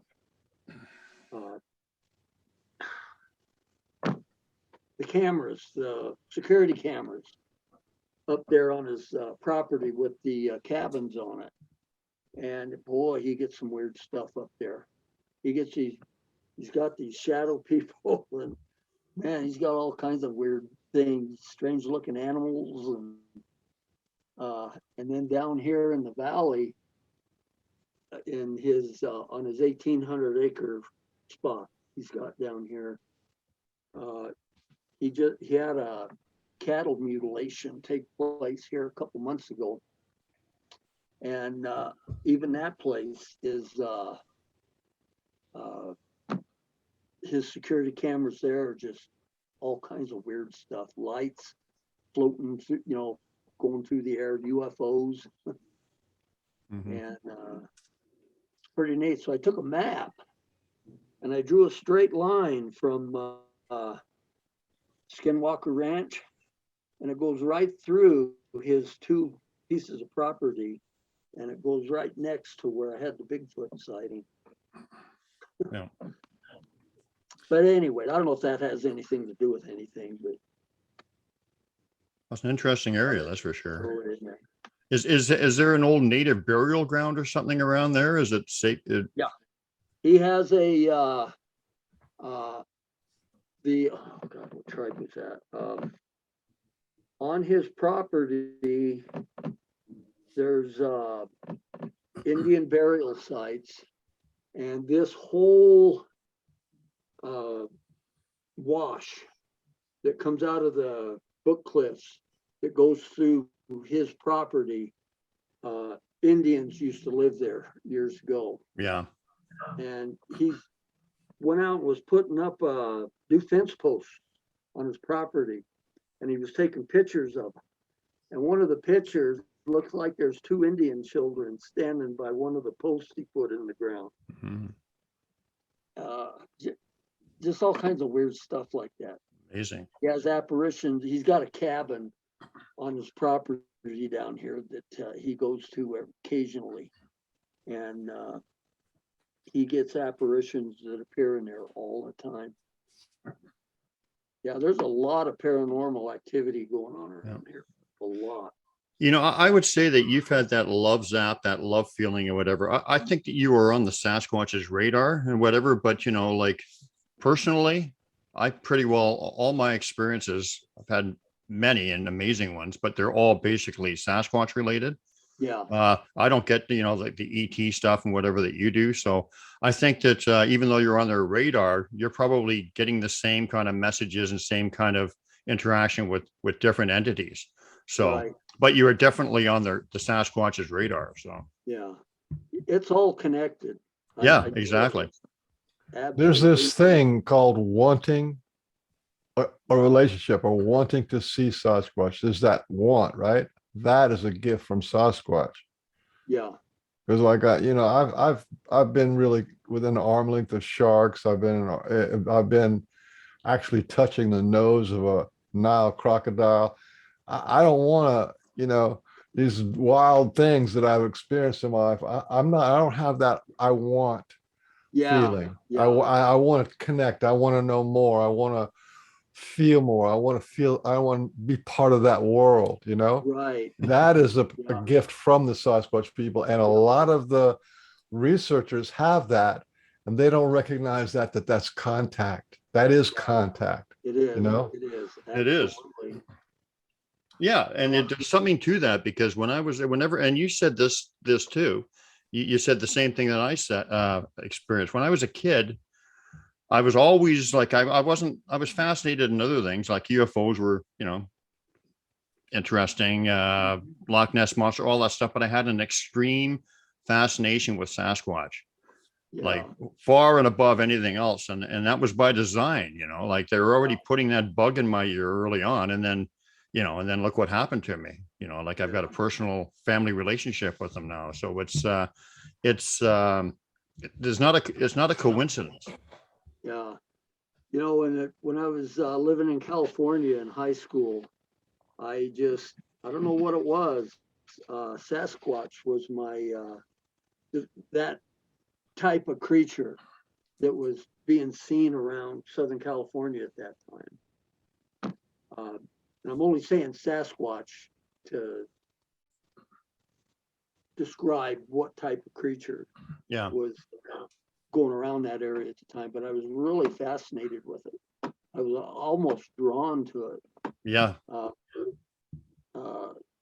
Psychically, it's weird. No, it's I not. just wanted to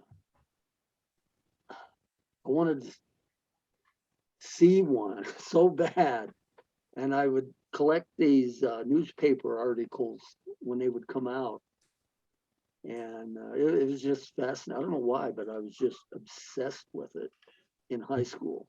What years were you living in California? From when to when? 1953 to 1972. Oh And boy, then- you were right in the Patterson Gimlin film. Yep. So Right. how did that impress you? Or what? I thought I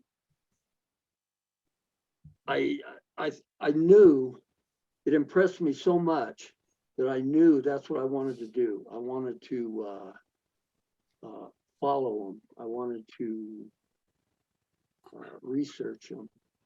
I wanted to, but more importantly, I wanted to know them. But I didn't think that was ever going to happen. Well, it has happened. It has. I mean, just that one experience you had. Yeah. When you're sitting around with them is like, what, like just amazing. It's right up there with the best of them. Like that's, Yeah. But I keep a dream journal. I don't want to get off topic here, but I keep a dream journal ever since 1995 to present, and it's already like that thick. I document and write down all my dreams, and one of the most dreams I have besides UFOs and aliens, Bigfoot. Well, guess what? That's how they're contacting you then, because That's- those dreams that is are not contact. dreams. They are actually that's an actual visitation. That's an actual They- contact. And in these dreams, they come up and they talk to me. They Right. communicate. Wow. And I've had, I'll have That's to send them it, to- man. That's it. Trust that. Trust, believe in the river you're swimming in. Yeah, You see, And- that's that's and how value they're that. contacting you.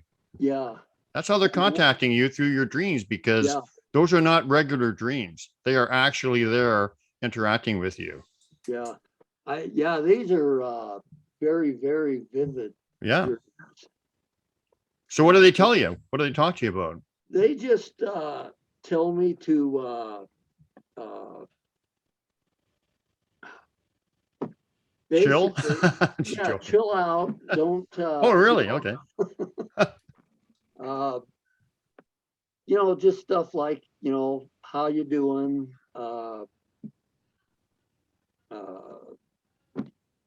You need to, oh God. It's like with the experiences I have with my alien friends.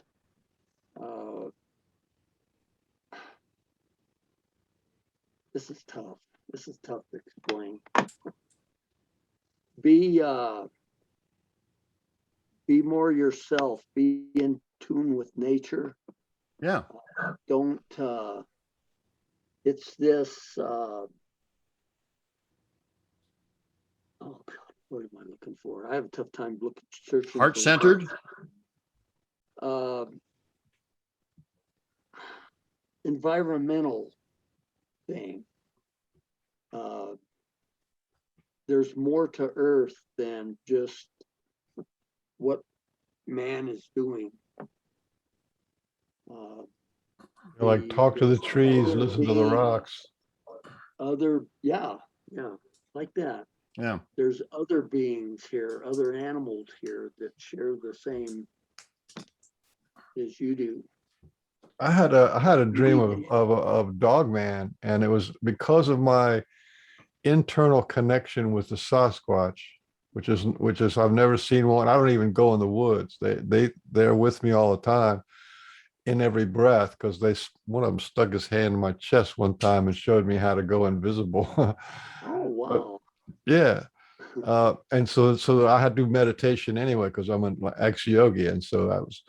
But this dog man came. Which is, I'm going to tie this in because there's other things out there. Right. This dog man started coming in my dreams, you know, and in my dreams, anything that comes in my dreams, I just say, "Hey, how's it going? Hi, how you doing? You know, I love you guys."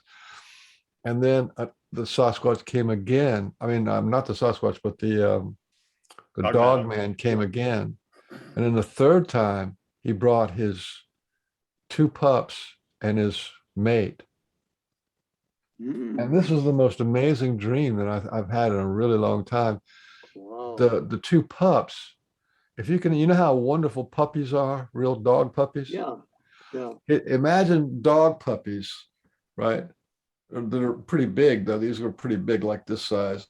Yeah. That have hands, and they're all over you, licking you and touching you, and it was like all just excited to say hello and greet you. It was the most amazing experience, you know. Yeah. And you know, like here again, the Sasquatch people don't talk about the Dogman people. The Dogman people don't talk about the Sasquatch people. The ET people don't talk about, you know what I'm saying? No, it's all one. There's something going on here with all creatures, you know. And a lot of people who have Sasquatch, they see the little people or the fairies. We had one lady on the show who took a picture of a 3-foot tall fairy. It was made of blue light. Unbelievable, you know. And the orb people. So it's open to all of it, you know. Pretty much got to be open to all of it. So Ron, I think you're selling yourself short, because the Sasquatch, like I said, they connect with people, and every person is a little bit different. So the way that they're contacting you is through your dreams. Yeah. So a lot of my Sasquatch dreams I have, I'm a Sasquatch with them. Sure. Not surprised. I got one that is just, I remember this dream so vividly, and I'm following these. There's a line of Sasquatch, like 5 of them in front of me, and I'm following them, running after them. And I thought I was running after them, and then after a while, I realized I'm looking at my hands and stuff that I'm a Sasquatch, and I'm following them, and these people, these hunters, are trying to kill us, and we're trying to stay away from them. So we go down into this big, deep ravine, and there's a bridge, and there's people up on the bridge, and there they go. And then we come to this lake, and we all go out into this lake, and I'm swimming with them out into this lake. It's just, it was neat. I loved it. Wow. Yeah, that's like I say, it's just a dream. But no, it wasn't. I don't believe that Sasquatch dreams are just dreams. Yeah. And man, I've had a lot of them. That's the level. That's the level that they like to work on. Yeah. Yeah. I'll tell you an interesting sort of a lucid dreaming kind of a thing that I had is I was listening to Sasquatch Chronicles, and it was in 2019. This was 2019, right? And it was a man was telling his story on Sasquatch Chronicles, and he was talking about something that happened to him in 2015. So I'm in 2019. The guy's talking about 2015, where that's when the thing was recorded, you know, and the guy who was doing the talking was talking about something earlier in 2012, 2014, something like that. So this is, you got these different timelines here, right? And I was laying in my bed just listening to it, and a vision came to me of this Sasquatch. The story was he was being sort of walked back to his car, escorted back to his car by a Sasquatch in the woods that he couldn't see. So I had this vision, and what I saw was the Sasquatch was escorting him back out, you know, get out of here. It was escorting him out, following out. And I was close enough to the Sasquatch to see him, and I did like a fist bump. I said, "All right, this is fun. You're doing that." And I did a fist bump, right? Yeah.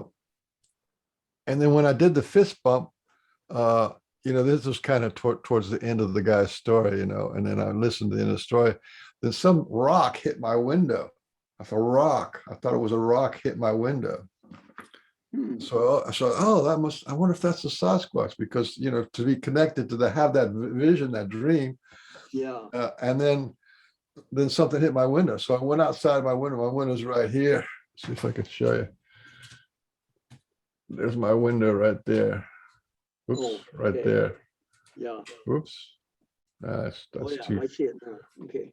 Anyway, so when I went outside my window, which is right outside here, it was a katydid, right?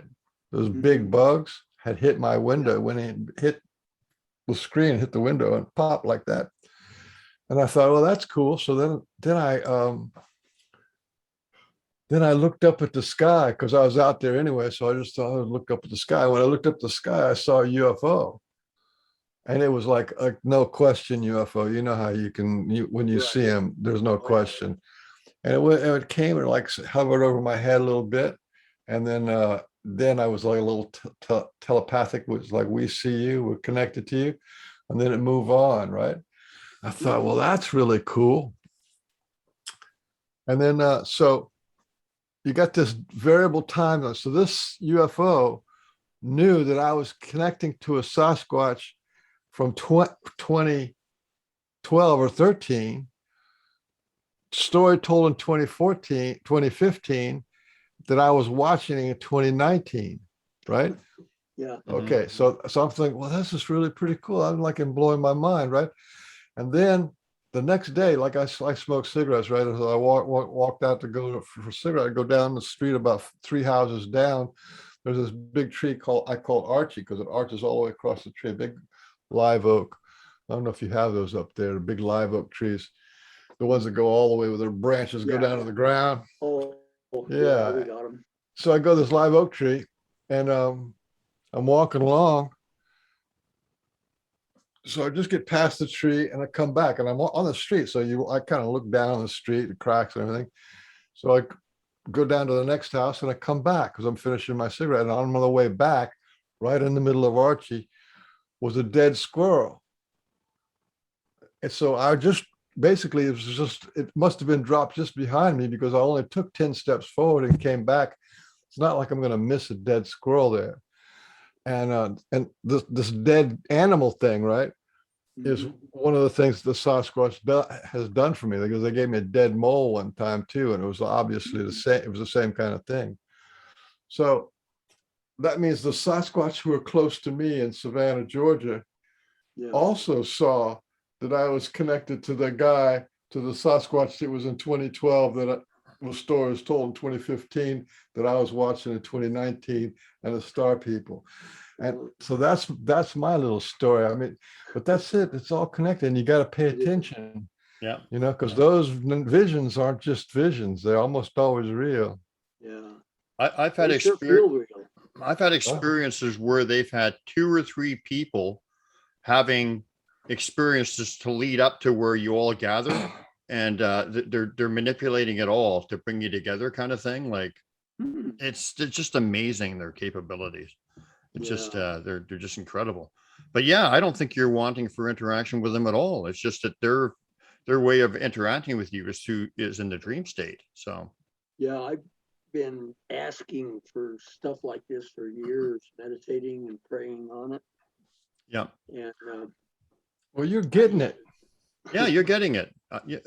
You were talking about a young kid, who. oh, Do you want to tell us about Yeah. this young boy who's communicating with them? yeah, this was back in Doesn't matter when it is. Doesn't no, matter. 2015. Okay. A friend of mine that lives in a town close to where I live, she wanted me to take her to Spanish Fork to get some plywood. And so I said, yeah, I'll do it. So I gassed the truck up, went up and picked her up. And she says, I hope you don't mind, but I'm going to bring my grandson with me. He's 7-year-old and he likes to talk. I says, oh, no, that's okay, no problem. So we go all the way up there and we're just listening to him talk about school and stuff. And as soon as we get to Home Depot to get the plywood, he starts talking about Sasquatch. And then I started listening to him. And so we went in and got the plywood and come out. And I says, I want you to tell what you started to tell before we got here. And he told me that I go and stay with my aunt and uncle in Salt Lake City sometimes. And whenever we do, we go camping in the mountains above, by how he described it, in the mountains by Salt Lake. And he says, I got a friend up there and he's a Bigfoot. And I talk to him all the time. And I said, go ahead, keep talking. I want to, I'm interested in this. And he says, I go up there and there's a cave by where we go camping, and that's where he lives. And he wants me to come visit him, but my aunt and uncle won't let me leave the camp. And so when we go up there, I sit out by the fire, or, in the daytime, he'll sit out in a lawn chair and talk to him. He says, we talk back and forth. He tells me about what he eats and how he sleeps and stuff like this, and the animals that are there. And I just was fascinated with that. And then he asked me, he says, have you seen a Sasquatch? And I told him, yeah. Told him that I saw one up, Sea Canyon, me and my cousin. And he says, when I stay at my grandmother's house, and this is in the town close to where I live up here along the Book Cliffs, he says there's Sasquatch up there. And he says, I talk to them too. And he says, I'm trying to get them to talk to you also. To you. And he said, yeah. He says, I will try to get them to talk to you. But so far, I haven't. But he's 10 years old now. But yes, they have in your dreams. But go ahead. Yeah. Yeah, probably in the dreams. Yeah. Absolutely. That's the time period I was having these dreams. So yeah, I just probably wasn't connecting the dots. No, absolutely. I mean, because that I guarantee you that is their way of connecting with you. That's what works for you and them. Yeah. So you are interacting with them. Yeah. So this little guy is still experiencing this, right? Still, yeah, still is. I've been trying, I wanted to do an interview with him, but his parents won't allow it. His parents want him to knock this stuff off, but he told me that he'll never, he said, these are my friends and they will be for till the day I die. Maybe you can swing a camping, you know, get a couple more people go camping when he goes camping. That would probably work. Yeah, Because to be face to face with him, Sasquatch is about connection. Be face to face with him while he's talking. You can ask questions and stuff or whatever. yeah. So initially, when he was talking to them, they were telling him about where they live and the animals and stuff. What are they talking to him about now? Are they teaching him? Is it I don't know. I haven't talked to him in a while, but he was talking to him about how I know he was mentioning something about hunters and people going and killing animals to eat. These animals are, how did he put that? They're here not to just be eaten. They're here as guides and teachers. Is that what he said? Food. He told you that, the kid? The kid told me that. That they're guides and teachers. Yeah. Well, that's absolutely true. That's amazing. Yeah. And at 10 years old, amazing. Yeah. Yeah, from bugs to bisons. Yeah. That's what American Indians, that's what they do. They You know, I tell a lot, I got a lot of researchers that are into Bigfoot and do Bigfoot. A lot of them just laugh it off and say it's nonsense. And I say there's a lot more to this than what you know. You need to you need to look at things consciously. Well, yeah. Not physically. Well, I don't want to criticize them, but you go and look at these guys and you go and look at them having one of their little gatherings or where they talk at a conference or something, and you hear them talk in 2012, and then you hear them talk 10 years later, or 9 years later, and there's nothing's changed. But the people who have a real true connection with them and are family and are connected to them, it's growing and growing and evolving all the time. I mean, because the Sasquatch only really want to connect with people with an open heart that they can reach, and so like this kid. Yeah, that researcher I was telling you about was when we were talking on the phone at one time, was Becky Cook. She communicates with Sasquatch. I don't know if you know her or not. No, I never heard of her. She sounds wonderful. Yeah. Did you say you have your own little Idaho? Yeah. Did you say you have your own little show, your little like YouTube or something? Well, I got a YouTube channel, but I haven't got a whole lot on it. Yeah. It's called Utah Bigfoot Hunter. Yeah. Well, that's that's great. One of the things that the Sasquatch likes to do is to have people talk about them. That's why there's 500 shows out there. Yeah. And so that's doing your part, Would Becky like to come on our show, do you think? What's that? Do you think Becky would come on our show? I bet she would. Would you put the bug in her ear? Yeah. Would you ask her? Okay, I'm going to bring up these tracks, okay? And we'll talk about them. Okay. All right. I'm so glad you came on our show today. Yeah. So here we go. So these are three. I could learn how to talk. No, you're doing fine. So these are three-toed, right? Yeah, these are three-toed. This was in that group of 5 tracks that we found up on Hoyt Peak in the Uintas, me and Daryl Smith.